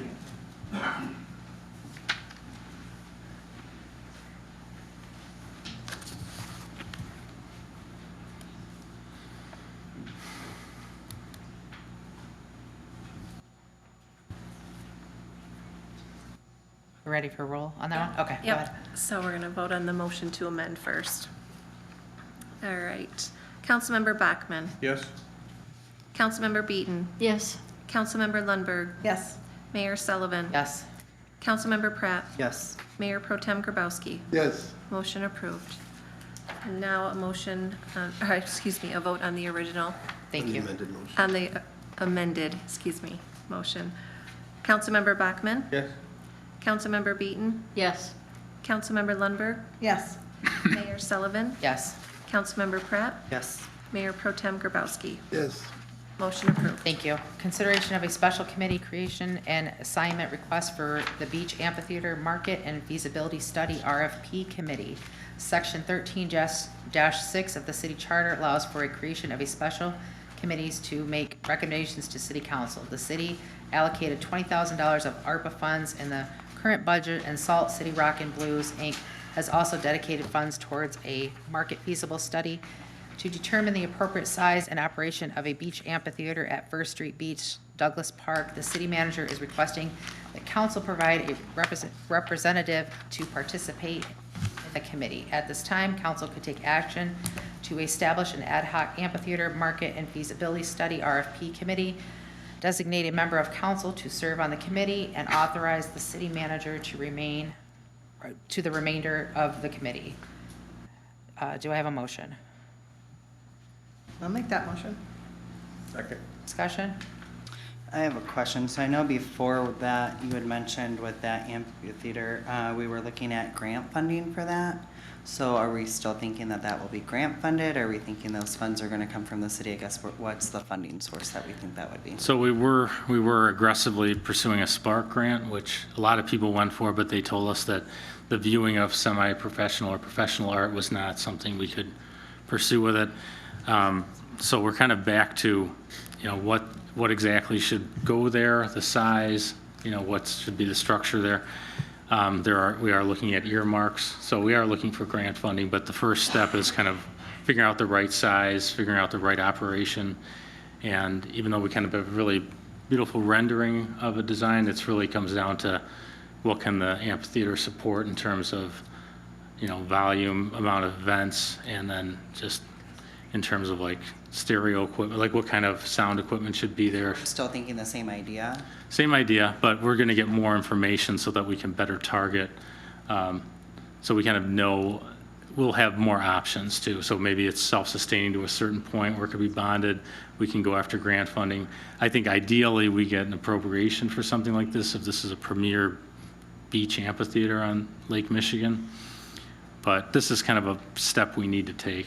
And when we were doing the Spark grant application, we're looking at Spicer, maybe partner for some of that with one of the firms to do a market study, kind of as a down and dirty to get it all done with this grant application. But this is more of a better process, kind of knowing that we can't do that one, but we have other opportunities coming.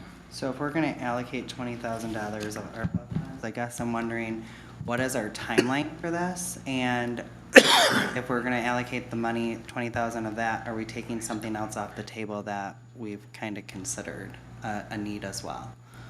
So this was in the budget last year for 20,000 for this. So that's why you're seeing this in front of you. This isn't a new project. This was something that was approved. Do we need to designate a council member before we vote? We were just debating that very issue, yes. Did this item come up before? Wasn't this item on the agenda? No, it was for the EDA grant. Oh. So first you establish the ad hoc committee, then you appoint someone to the. Okay, so we got to take a roll on the committee. I think that's the way it's set up. You have a motion right now, and then if this motion is passed, then council needs to designate someone. Oh, I'm sorry. Bill, are we tearing down that sand along the edge and in the back there where those trees are?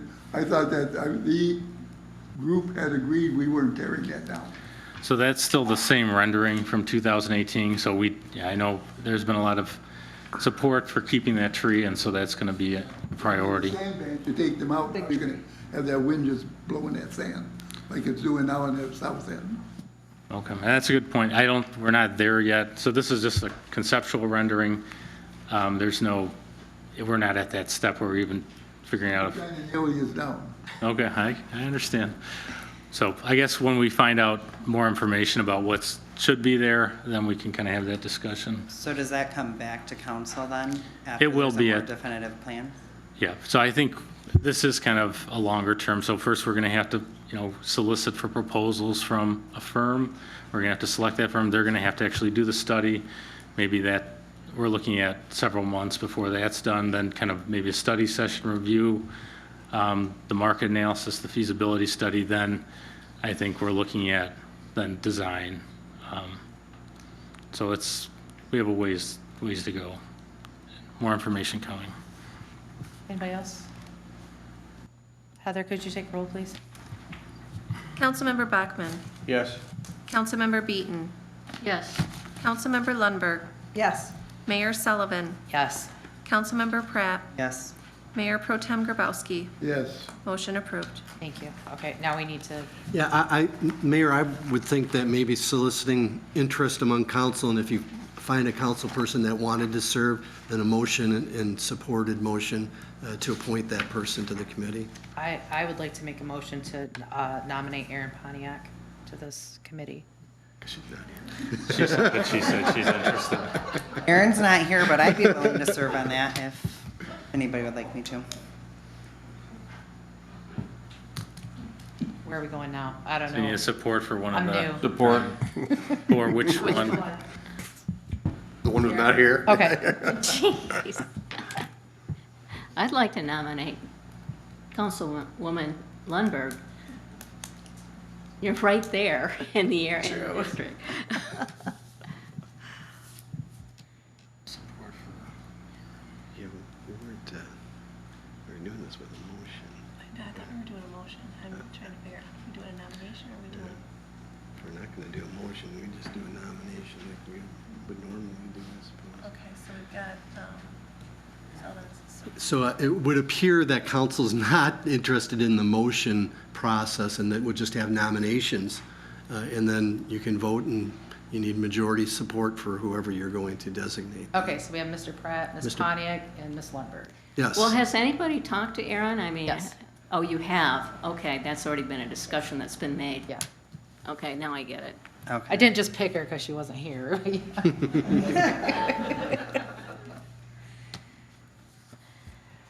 So we're, Did somebody, so we have, right, okay. Well, Seth nominated himself and then. Okay, so we have 3 nominations Yes. then. Okay, so then as I call you, state the name of who you're voting Okay. for, okay? Let me just get this here. Okay, Councilmember Bachman, I vote for Councilmember Pontiac. okay? Councilmember Beaton, Man, this is a big decision. Lundberg, you're it. I vote for Lundberg. Councilmember Lundberg, Oh, golly. I'll vote for Lundberg. Mayor Sullivan, Pontiac. Councilmember Pratt, Lundberg. Mayor Pro Tem Grabowski. Pontiac. We just realized. Okay, so we need to start over. Do we have to do nominations again? No, I think you just keep on calling the roll until Okay. you got a Okay. 4-person support for somebody. All right. Okay. Councilmember Bachman, Pontiac. Councilmember Beaton, Lundberg, Councilmember Lundberg, Pontiac. Mayor Sullivan, Pontiac. Councilmember Pratt, Lundberg. and Mayor Pro Tem Grabowski. Pontiac. Okay. Councilmember Martin Pontiac was appointed. Thank you. Jeez. Considerations of applications to boards and commissions. The city clerk has taken action to advertise vacancies on Board of Review, Compensation Commissions, Harbor Commission, Housing Commission, Parks Commission, PEG Commission, and Tree Commission. Mayoral and manager appointments require a motion, second, and council voted support. Nominations for council appointments do not require a second. After all nominations are made, council votes on the nominees until one nominee receives majority vote. Sorry. The following applications have been received. Steve Bozdick, Sammy Lukashevitz, James W. Smith, and Theron Ferguson for the Housing Commission, 2 vacancies, one term ending 5/31/23 and one term ending 5/31/26. Purpose oversees senior low-income housing, mayoral appointment. So I just want to say before I make my 2 appointments that I did take a long time to consider these, and I am extremely grateful that 4 people applied and everybody came forward. And once again, I'm basing this on experience and who I think can do good for the Housing Commission at this point. So the 2 that I don't pick, I would encourage you to reapply again when those terms come up. So my first appointment is Sammy Lukaskevitz for the term ending 5/31/23. I make a motion to support the mayor's nomination. Second. I'll second. Any discussion? I'd like to make a motion to James Smith. Oh, wait, we have to do one at a time. You do one at a time, just on this motion right now. No Take roll? Yeah. Take roll, okay. Mayor Pro Tem Grabowski, No. Councilmember Pratt, No. Mayor Sullivan, Yes. Councilmember Lundberg, No. Councilmember Beaton, No. Councilmember Bachmann, Yes. okay. Okay, so my second choice for the term ending 5/31/23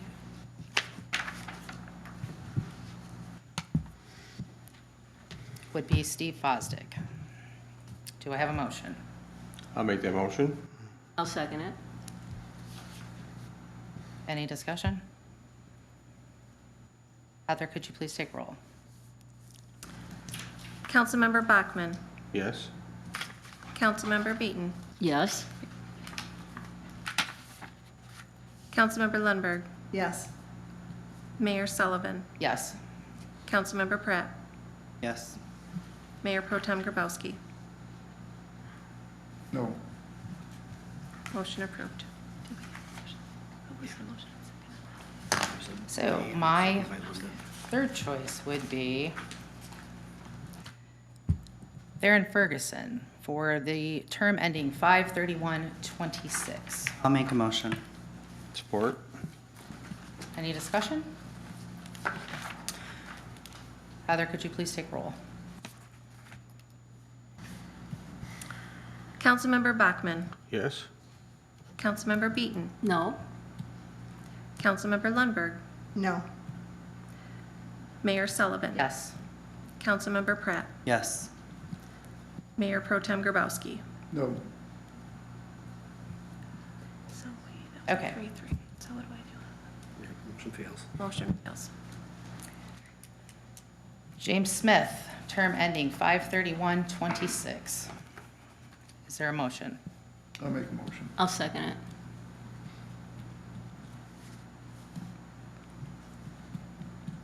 Heather, could you take Yep. roll?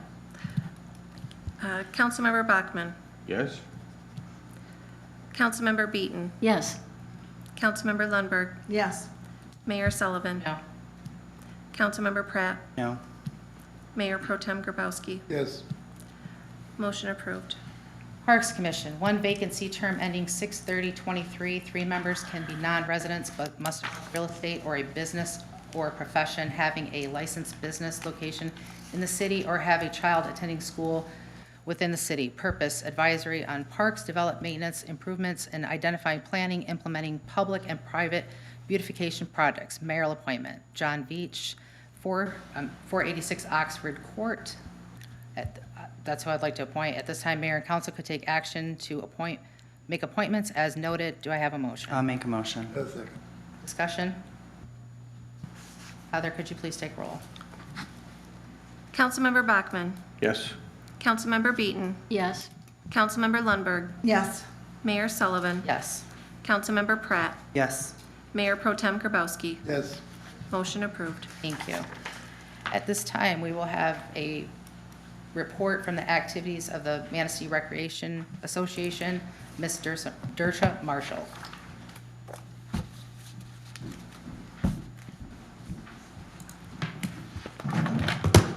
Good evening, and thank you for having me. I'm excited to be here and give you a rundown of what's been going on for the last year at the MRA.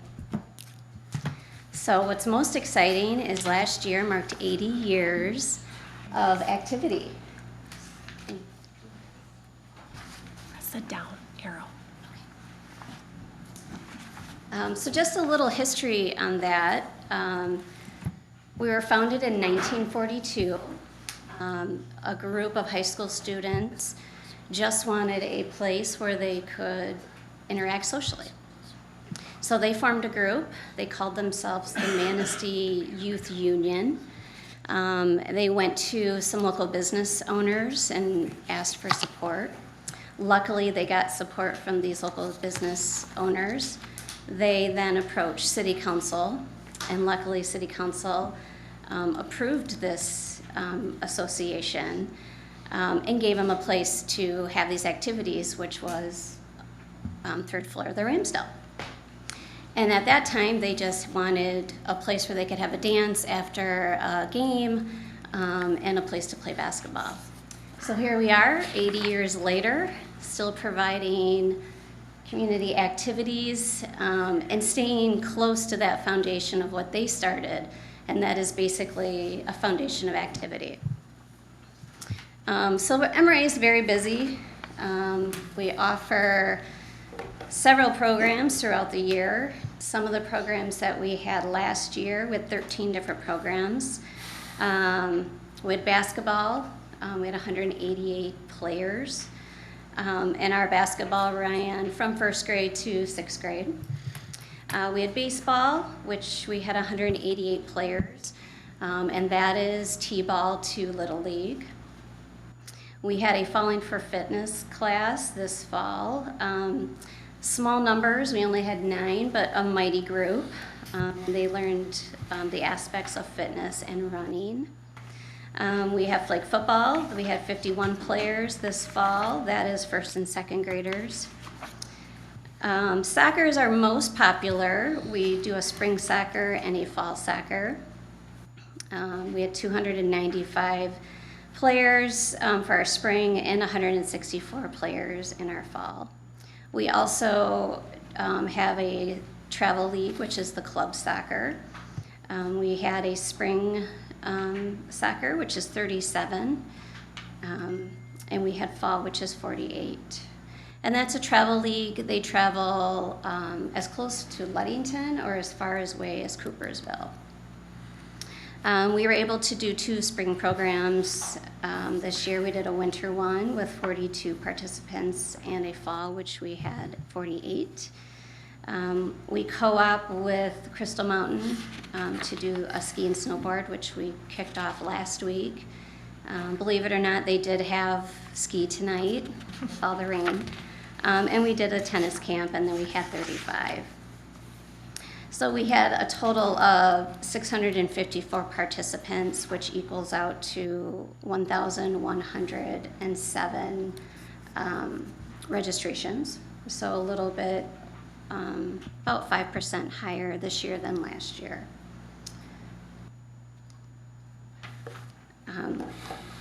As I stated before, how the MRA started, it was really with community support, and we wouldn't be able to do what we do without that support and community involvement. So this slide just showcases who we have help with. The city of Manistee, of course, we use the fields and courts. The local schools, MAPS, Bear Lake, and Onekama. The Payne Aquatic Center to run our swimming. Crystal Mountain, of course. And we couldn't do what we do without volunteers.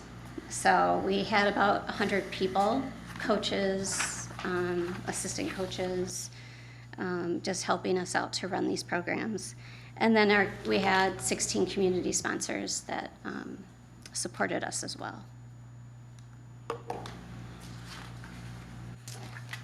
We do receive appropriations from the city and the county, Bear Lake Township as well, Filer, Grant, Manistee, Maple Grove, Onekama, and Pleasanton. It's always been a belief that we don't want anyone to not be able to participate because of money. So we offer scholarships. Last year, we did 14 scholarships, which totaled in $705. And that goes up and down per year, but that's what we saw this last year. So looking ahead, what are we going to do this year? We started our strategic plan this fall, and we should finalize that this month. We haven't done a strategic plan in a while, so we're excited to get that reestablished and just get some good guidelines. We received a Minger grant. I applied for a Minger grant this fall, so we are looking to replace and upgrade equipment. Soccer, as I stated, is one of our most popular. I'm really excited to get some new soccer goals out at Duffy and soccer nets. You know, it's the little things that get me excited here. We're also going to explore new programs. We're always looking to see how we can reach out to more of the community. Obviously, we are 80 to 90% youth-based, but we know we can do a better job just getting all of our community involved, and that's really what we're about. So we're looking at some of the programming for adults. We also did a survey this summer that ended in October, and some of the comments that we had were sports clinics or camps. So if you don't really want to do a full season, there's an option to at least tip your toe in a sport or a program, and then maybe you'll expand on that. One of the other things for 2022 is we had a change in leadership. I started this past May, and then we brought in a program manager in June. So we're getting our feet settled into the MRA, and things are going well. So that's it. Any questions? I just would like to thank you for what your organization does for the community. I have a lot of students that participate in that. So one of the things I'm just wondering is there a way that we can communicate with community members and or schools on needs, or if they wanted to make donations to your organization? Because I do have people that call sometimes, or I have parents that ask if I'm looking for coaches in the school, and I'm not necessarily, but maybe I know sometimes that you guys are looking for volunteer coaches, so I'd be more than glad to pass that along. Yeah, and that is one of the things we are really working on is communication. Okay. You know, you can directly send them to us if they're okay with that, or, you know, we can, you know, try to establish a better line of communication. We did talk about our communication with the schools, and we are working to establish a better communication line with that. Yeah, it wasn't a criticism. I was just putting it out there as like, if you're, I might even have staff that are willing to coach. So if you just we're let us always know what looking you're for a looking coach. for, you know, or a ref. I'd be more than glad to pass it along. Yeah, that would be great. Yeah. So absolutely. Perfect. Thank you for your work. It's nice to have you on board. Yeah, thank you. So it's good to see you here. Thank you. Yeah. So it's been an adventure so far, but a good adventure. It just gets better. Yeah, it does, really. And I have a daughter who's an MRA player, so it's fun to be involved in a larger scale of that too. So. Well, I just want to say that I'm fortunate enough to be on the MRA board with you, and you are doing amazing things. So grateful we got you, and thank you so much for the service that you're giving to our beautiful city. So thank you. Thank you. I appreciate that. Thank you. Now we'll have a presentation from Mr. Gamble on the 2022 City of Manistee highlights.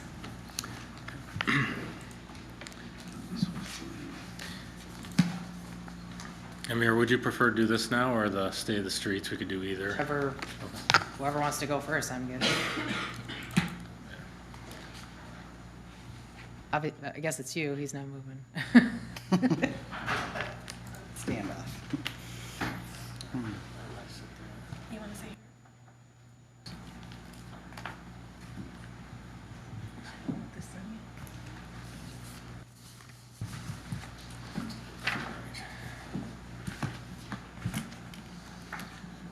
All right, this year's a little different. We're presenting the highlights in January as opposed to December. Let's see. And the thinking was that, the year's not over in December. We had more news to come in December. We had the good news of the Minger grant at the end of December, but then we also had the unfortunate news about our pipe bursting in City Hall on Christmas morning. So I don't know, it was a wash, I think. No pun intended. So here we have the vision, the strategic mission, and the purpose. We had talked about at our study session we had that all may be proud of, so we made that. I think council was unanimous about making that more inclusive change. Oops. So the city manager department, myself and Kelly McCall, the executive secretary, we oversee the overall day-to-day operations, various things, agendas, contract negotiation, citizen communication, goal setting, department heads and staff. Kelly McCall kind of does quite a bit of things, a lot of different duties and projects.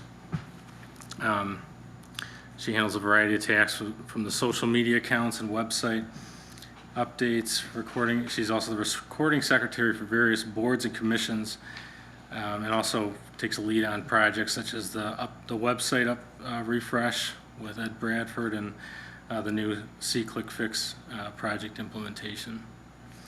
The manager's office also processes FOIA requests. We had 71 FOIA requests in 2022. It's kind of an overview of last year's budget. Last year we had council decided to freeze the water and sewer rates. That was kind of, I know, appreciated by the residents. So some of the highlight topics we're going to cover today, dive into it. So I think it's important we talk about the Hampton Inn. That's kind of the big, it's progressing. We have kind of an older picture in the middle, and then I took that picture on the top this morning. It's progressing. I toured the site. I think some members of council did as well. I was impressed by the views on the east side as well as the north side, not just the Lake Michigan side. So many people were involved in this project. This was the city's first commercial rehabilitation district and incentive. It's looking great so far, and we appreciate the development team really pushing forward with it. Looking forward to it opening. Some additional brownfield work will take place this next year with the water main loop connection. We're hoping to connect that dead end from Harbor Drive onto the hotel, a new road, some pedestrian enhancements, some new lighting. So we're going to have an MOU further defining the brownfield scope and the water main easements, hopefully on an upcoming council agenda. We're still working through that issue with the property owners. Some other activity on First Street, you see the Army Corps of Engineers. They're pouring a new south breakwater that's going to continue this next summer. It's a $1.9 million project. Anyone who walked out there knows it needed some work. We also, the Visitors Bureau installed a new Origin Walk near First Street Beach. It's a nice cultural enhancement on the Riverwalk. DPW assisted with the installation, and we're looking forward to more of these collaborative projects with Sammy Lukachevitz, who was here, and CVB in the future. It was a really nice addition. The Gateway project, the demolition was complete. They're now looking at the mixed-use condo project, so that has changed a little bit. So we had some construction projects, quite a few this last year. The biggest highlight of the year by far, I think, is the completion of the rural development $20 million low-interest loan conveyance. So that's the conveyance and the Headworks project. This project solves a combined untreated overflow into Manistee Lake issue. What you see there is the replacement of the diversion chamber that was at 5th and Ramsdale, and this leads to the Headworks, to the three $2 million gallon storage tanks. For very least, everything's going to receive some treatment and disinfection. This project was designed for 25-year storm life, 3.9 inches in a 24-hour period. So this completion of this project is a huge win for the city of Manistee. No more untreated overflow into Manistee Lake. And I think we were talking about this being like a 40-year project for the city, but it took a lot of years, a lot of engineers' time and effort and construction. So it's nice to see that under wraps. This is the water tower that was repainted. We had one that was the exterior, one the interior. I think the logo turned out pretty nice. It's viewable from downtown in the senior center, and we'll see kind of that branding we're looking at doing. One of the things that was budgeted was the new entrance sign, so we'll put that logo on that as well. Here's a couple of the other pictures of some of the construction projects. Top left is another one of the replacement of the diversion chamber. Those are those 3 2-million-gallon storage tanks. On the right, the Maple Street Bridge. That was a successful project. The city received local bridge money for bridge maintenance, sandblasting, and painting. The city just had to pay 5% of the construction costs and the engineering fees. On the bottom right, you see the 12th Street project that was completed on schedule. MAPS was appreciative about this being completed before the beginning of the school year. Here's a picture of Memorial Drive. This was a priority to get done before the Memorial Bridge work starts in April 2023. A couple council meetings ago, we had the MDOT. We received $100,000 towards this project because it's officially part of the detour. So great job by Spicer, the contractor, finishing this project on time. Another thing this year was a priority was beautification and blight elimination. Our new inspector was Safe Built, Kevin Kriebel, been aggressive with addressing blight and non-registered rentals, bringing them up to code. We had issues and violations, and then they were also escalated if the owner was unresponsive. So we had, I think 351 was what they were targeting this year. They exceeded that amount. So catching up. The year before we were behind, so appreciate them picking up the pace. Let's see. A couple other items here. The city had a new commission, the NRBC, and one of their tasks was to connect residents with resources and maintain a list of volunteers. The purpose of the commission was to address blight from a different angle, and I know our commission member, our chair, Lucas Richardson, has been doing a great job on that. The NRBC hosted a National Service Day, and we'll see that on the next slide, a couple pictures of that. A couple other things, we've been pursuing that land bank collaboration. Appreciate council approving that tonight with Kosciuszko and Davis Street properties. We're still pursuing demolitions, the police department, but then also legal pressure, I think, has helped out quite a bit for some of these properties. Park beautification. On the top right, you'll see Reitz Park. There's some graffiti on that court. I talked to DPW, Jeff and Brandon, and they kind of came up with a solution with, I think they did a great job of repainting that. They also removal of the overgrown evergreens on the Riverwalk and some of the parking lots last year. Mark Hansen with building maintenance painted some of the press box over on Cherry Street at the senior softball field. So some of these kind of smaller items that make a big difference. I think we're looking to kind of make sure we continue doing that. The volunteer collaboration, Manistee Proud, worked with the Seeds Group and DPW 3 weeks for 3 weeks this last summer at the marina. It looked great in that middle picture. That's from Hops and Props, and I think you can see the newly painted benches were really appreciated by the people utilizing that. So thank you, Kelly, for your work on that. So there's more to do, but it's coming along. Here's a picture of that beautification event where they went to different properties.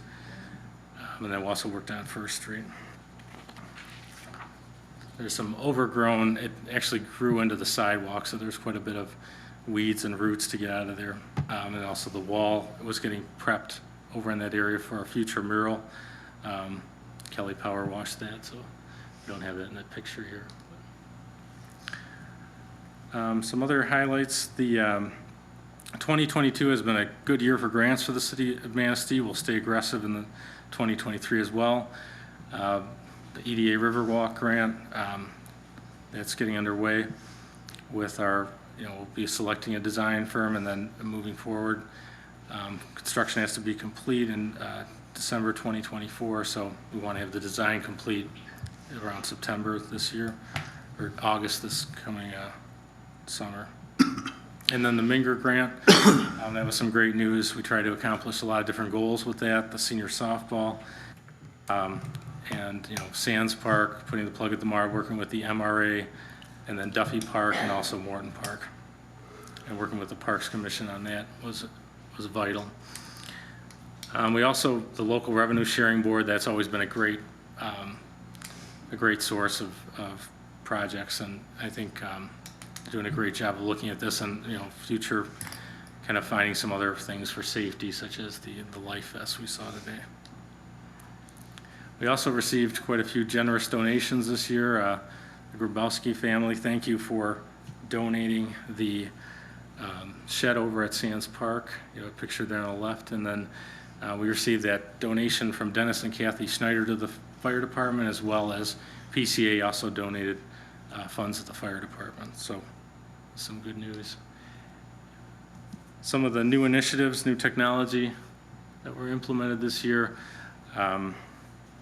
Talk a little bit about those. So Chief Glass pitched implementing a new automated beach warning system, and I think it made a great deal of sense. It connects to the National Weather Service and uses information to update the beach lights for an easy-to-read system to convey weather conditions to beachgoers. See that in the middle, that was our post about it. This system took the burden off the police to change the flags between police calls, and I think it's more efficient. We'll continue to do public education on this. But council approved the project, I think even before the budget last year, and Chief Glass moved quickly so that we could enjoy it during the summer months last year. It's proven to be reliable in providing the information the public needs and helped, in my opinion, improve safety on the beach. Another item was been the C-Click fix. We've been, and I'll talk about the 12th Street improvement.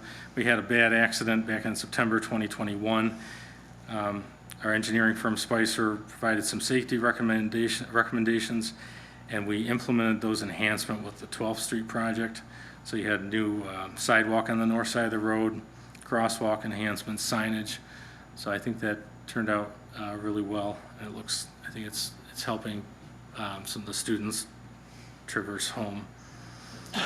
We also had C-Click fix, so it's actually went live in December on the 15th. We're kind of rolling out the public information about it, but you can download the app right now on your smartphone, C-Click fix, and start reporting issues. I've been testing it out over the course of the last month, and it's been working out well. So we'll have more to come. We actually had a meeting about how to roll it out on the website today, so there's kind of more implementation to get it completely rolled out. But feel free to download the app and start submitting, and any feedback, please let me know.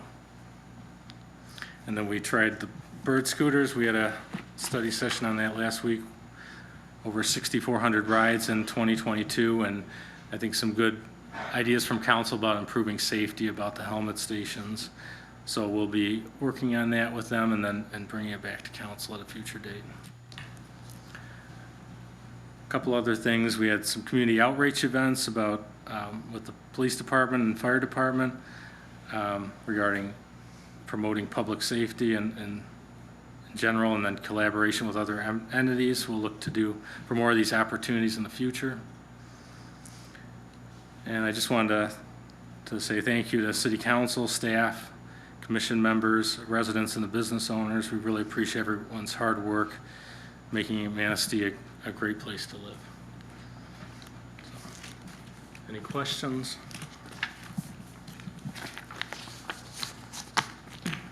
Thank you. Okay, now we'll have a presentation on the annual State of the Street report.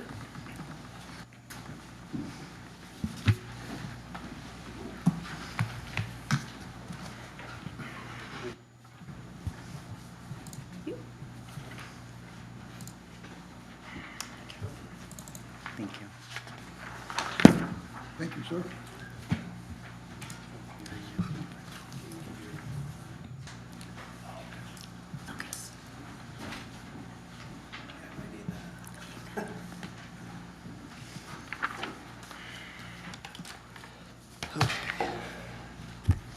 Sit down.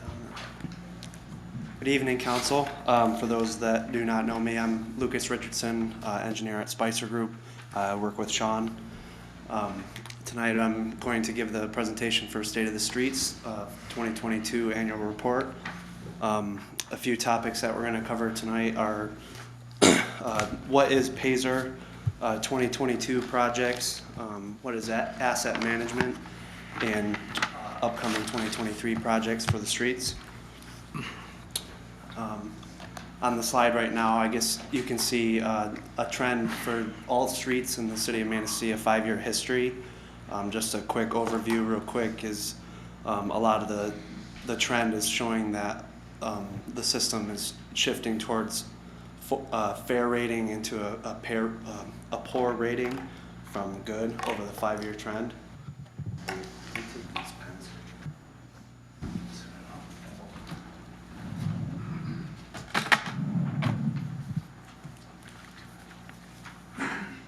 Back into that, Heather. How did it come out?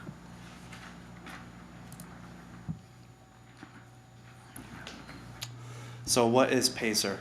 So PASER is a system to evaluate the condition of roads. It stands for Pavement Surface Evaluation and Rating System. It's a visual inspection to rate the deterioration of the surface of the pavement, and it's not necessarily the ride of the pavement. It's a uniform system that's used throughout the state of Michigan. It's a rating scale of 1 to a 10.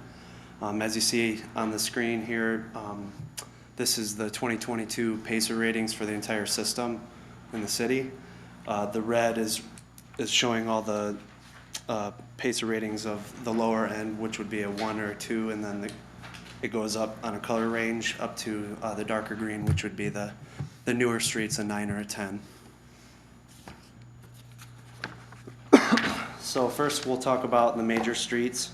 The major streets in the city, 52% of the system is rated in a good to a 4 condition, a 5 to a 10, and 48% is rated from a 1 to a 4. It's pretty close to an even split between the two. In 2022, major street work was all consisting of reconstruction, 12th Street, Memorial Drive, and the intersection of 5th and Ramsdale, making up close to a half a mile. The major street investment that was performed was roughly $1.1 million, and out of the major street fund, it would be the full $1.1 million. One thing to mention about funding for major streets is the city does have opportunity every 6 years through small urban funding, which is $385,000. So just a brief look at these charts on the left-hand side. So since the inception of the first street asset management plan in 2008, the major streets have started to incline, and then they started declining, and then they back to an incline, and then now we're trending towards a decline again. So that's just one thing to keep in mind right now. On the local streets, so similar on the rating, 49% are in the good to 4 or good to fair condition, and 51% are in the poor condition. 2022 local street work consisted of all reconstruction, again with utility improvements on the rural development project on Ramsdale Street, 7th Street, and then Disposal Road, the entrance to the clean water recovery facility. The total local street investment was $1.2 million, but out of the local street fund, there was $0 spent because it was all in the rural development loan. Different than the major streets, the local streets since 2008 are slowly increasing, but over the last year or two, we're back on a decline, and we'll touch on why that's happening later on. So other work, as Mr. Gamble mentioned that happened in 2022 is the Maple Street Bridge rehab and repainting. This is part of the MDOT grant, and the city had to pay for the 5% of the construction and the engineering. So this was a total street investment of $1 million, but the local streets only had to pay $200,000 of that. So in summary, reconstruction in 2022 was the main street work, half a mile of major streets and half a mile of local streets, 1 mile total. Maple Street bridge rehab, which makes up a total bridge investment of around $1 million, street fund investment of $2.3 million, and then a street fund cost of $1.3 million. This is a map that shows all the work that happened in 2022, along with Quincy Cleveland, which started in 2022, but it's supposed to be scheduled to finish in spring, summer of this year. So now we'll talk about why is this happening? Why we're spending all this money and we're doing these massive projects for reconstruction, and why is this average PACER rating for the whole system not really going anywhere? Well, the main reason is because we just reconstructed 1 mile. The whole system is 44 miles. So that 1 mile of reconstruction brought PACER ratings that were 1 to 2 up to a 10, which is great, and it's definitely necessary. But there's 43 miles of the city's network that's slowly deteriorating and have dropped in a PACER rating or 2. So now we want to talk about how do we treat these different ratings.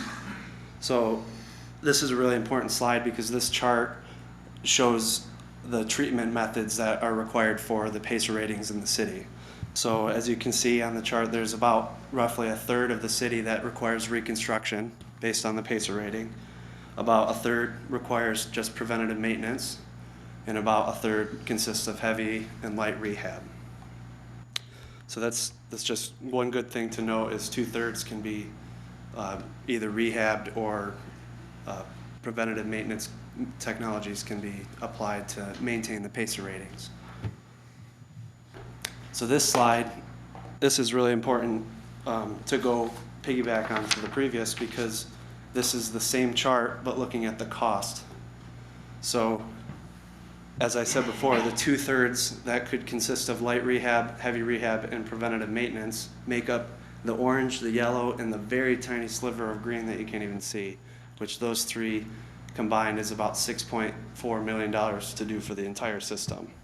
So that would bring all the 3s, 4s, 5s, 6s, 7s, and 8s up to a 9 or a 10 in the whole city. The other 92% of that chart would be just to bring the 1/3 of the city up to a 9 or a 10. So obviously there's a very big discrepancy between the 2/3 to 8% of the cost and 1/3 for 92% of the cost. And just another fact about this is the last 3 to 4 years, the total street investment that the city's put forth is close to that $6.4 million that it would take to do that rehab and preventative maintenance work.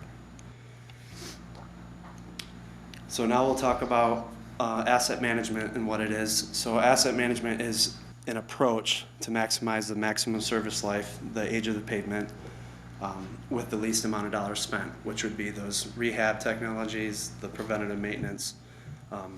It's the right fix at the right time at the right place, and it's not necessarily fixing the worst roads first. So on this chart, you can see this chart is showing the pavement condition from being brand new at the top and then slowly deteriorating towards the bottom. And there's a steep portion in there, and that steep portion is where we want to avoid letting it drop to the bottom and getting into that 1 to 2 range of the PACER. So we want to keep stacking up that chart over and over again with a mix of different treatment methods, rehab technologies, preventative maintenance, so that way streets never drop into that range as they become a lot more expensive. So now we'll get into the transportation improvement program. So this is more about the detailed operations of why we are not doing some of these asset management principles.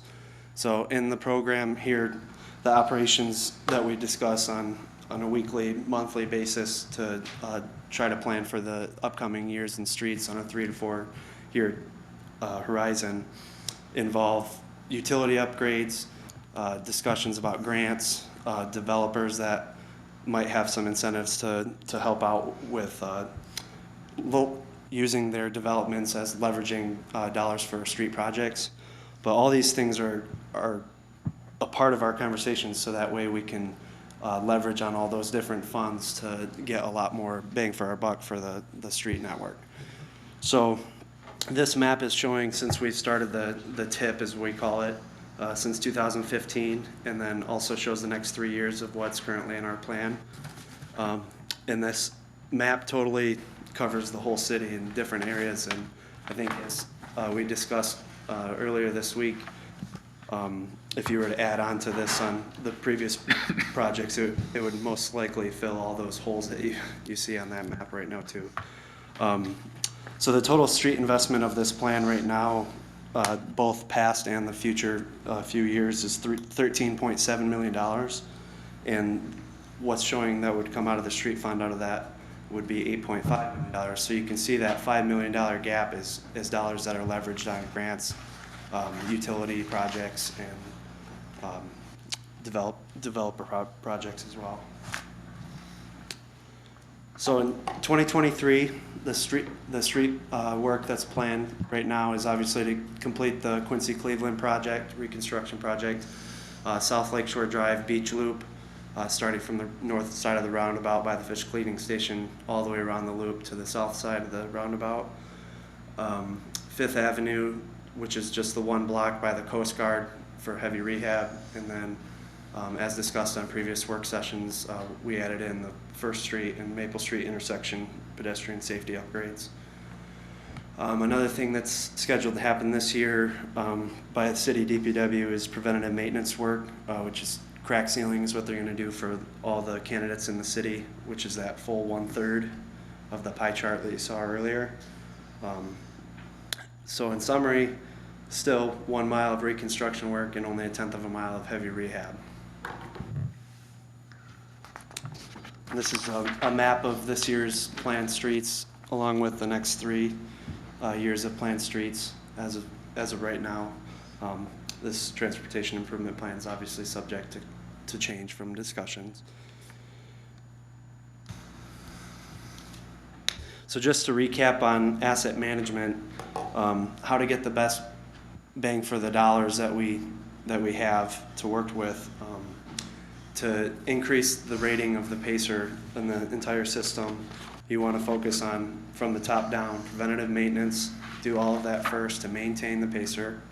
And you want to switch to light rehab, and then the heavy rehab, and then reconstruction as dollars are available. And as you saw in the previous pie chart with the cost, it's significantly cheaper to maintain the pacers than it is to let it drop down and reconstruct.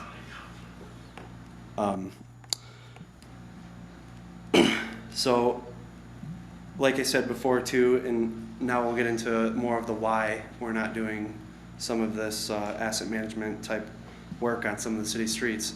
In the past 20 to 30 years, the city's major focus has been mandate on removing all the overflows and sewer separation. So all of the projects have been forced into sanitary sewer utility upgrades. So then they don't want to, or the objective wasn't to dig a trench down the road and just replace the sewer, because I don't think anybody wants that. We want to reconstruct the street while we have the opportunity. And now for future, because of new state mandates for removing historical used materials like lead and galvanized water services, a lot of the projects will be forced to be for water utility upgrades. In the reality, the city has a lot of old infrastructure and required utility improvement needs. So that's a big reason here. And we want to try to leverage on the utility improvements as an opportunity to maximize the street investment. And then the biggest thing is the limited funding. So if we want to increase the PACER ratings while also doing some of these utility upgrades, then there will be need for additional street funding to increase that. So at this time, we'll take any questions or discussion on this presentation. So I have a couple questions. I think we all realize the state of the streets of Manistee is kind of depressing when we really think about it.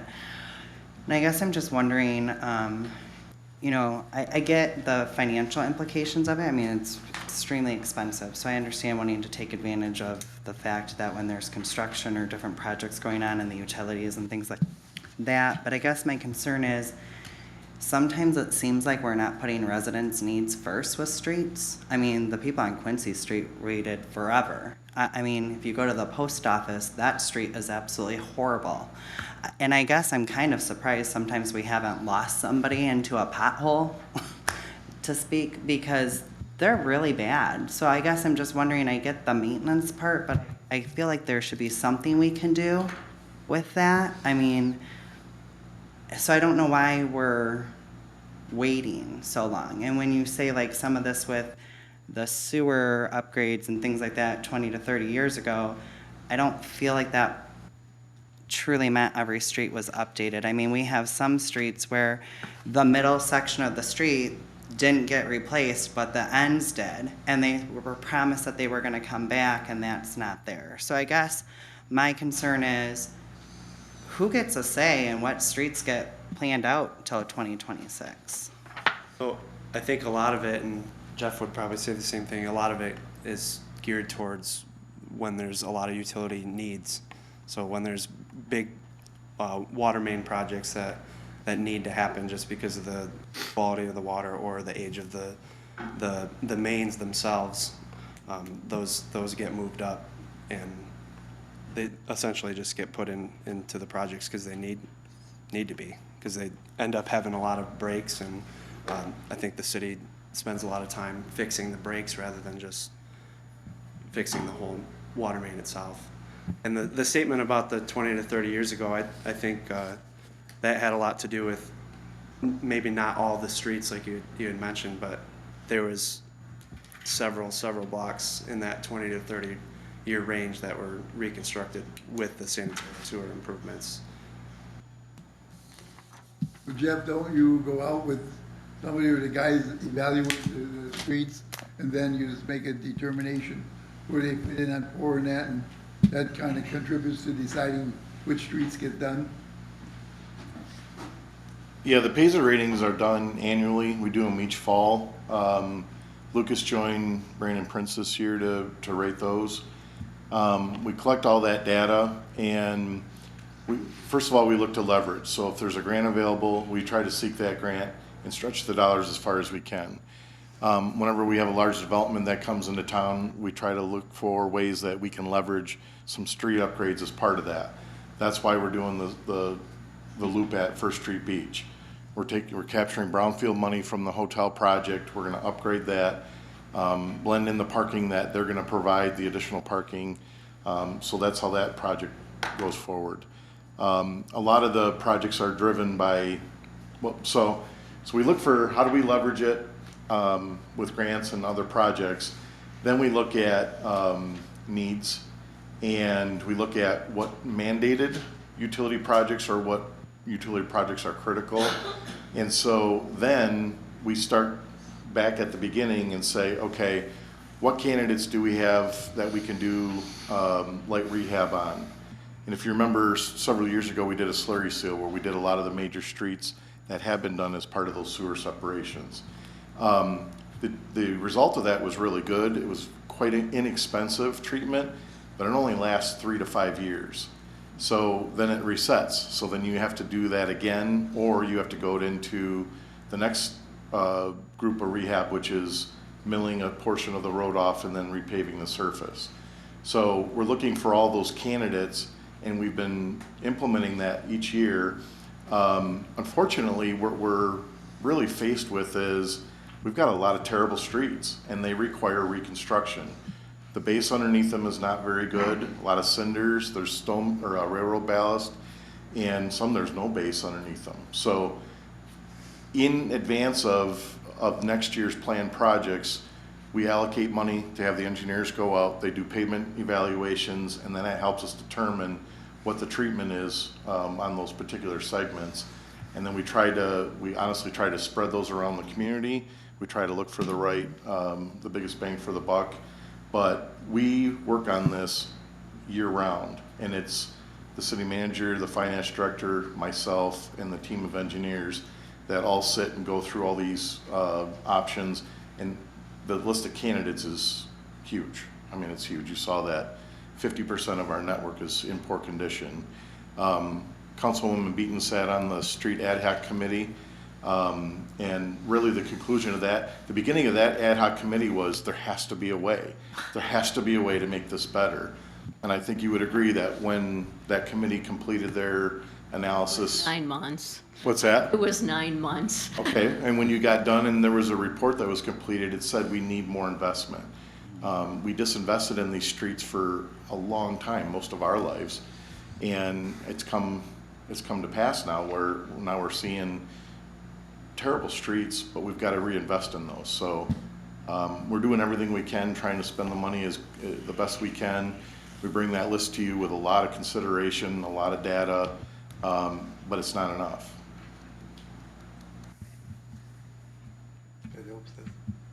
Anybody else? Thank you. Thank you. Citizens' comments. This is an opportunity for citizens in attendance to comment on municipal services, activities, or areas of city involvement. 5 minutes. Letters to council will not be publicly read. Yeah.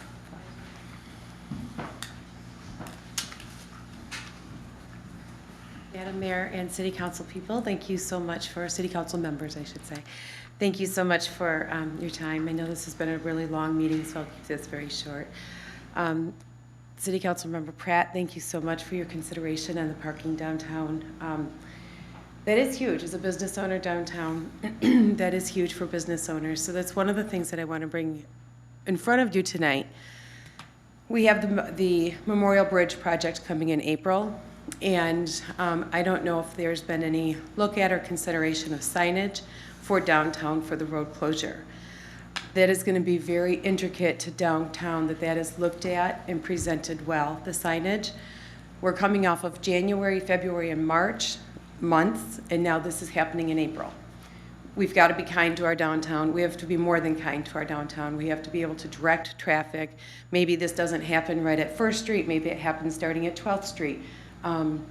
Downtown is open. This is what we need to do. So please take that into consideration as you're planning for the road closure and for the downtown area. Thank you. Thank you. Anybody else? Mayor, I checked downstairs, and Laura doesn't have anybody down there either, so she's. What about her? Yeah, she's still by herself. Mr. Gamble? Just a couple updates. The clock parts for the downtown clock are expected to be delivered Thursday. And then we'll schedule time for that clock company to come out and fix it. And then Mack Park fence repair is scheduled for the first week of February. So. Thank you. Thanks, Any other staff? Mr. Pratt? I had a couple of questions. So I recently attended the Planning Commission meeting, and it kind of brought to light, so I've had a lot of tech issues since I came on council, and I did reach out to Heather today, and she was more than glad. But I've voiced those, and there really hasn't been follow-up. And then at the Planning Commission meeting, I know a lot of people inquired about reaching out to the commissioners. They don't have city emails, and their names are listed, but they don't have emails. And when I mentioned that to the commissioners afterwards, they're like, yeah, this has been an issue. Several people have talked about issues with their drop boxes and things like that. So I don't know what's going on tech-wise, but there's some real concerns. And I feel like if I bring it up at a council meeting, I should probably get reached out to, and that's not happening. So I don't know what's going on there. I'm sorry, I thought they were addressed each time, but. They were not. Okay. I would like to schedule a meeting with you when you're available to discuss some concerns. I would like to see an agenda item for short-term rentals. Again, that was brought up at the Planning Commission.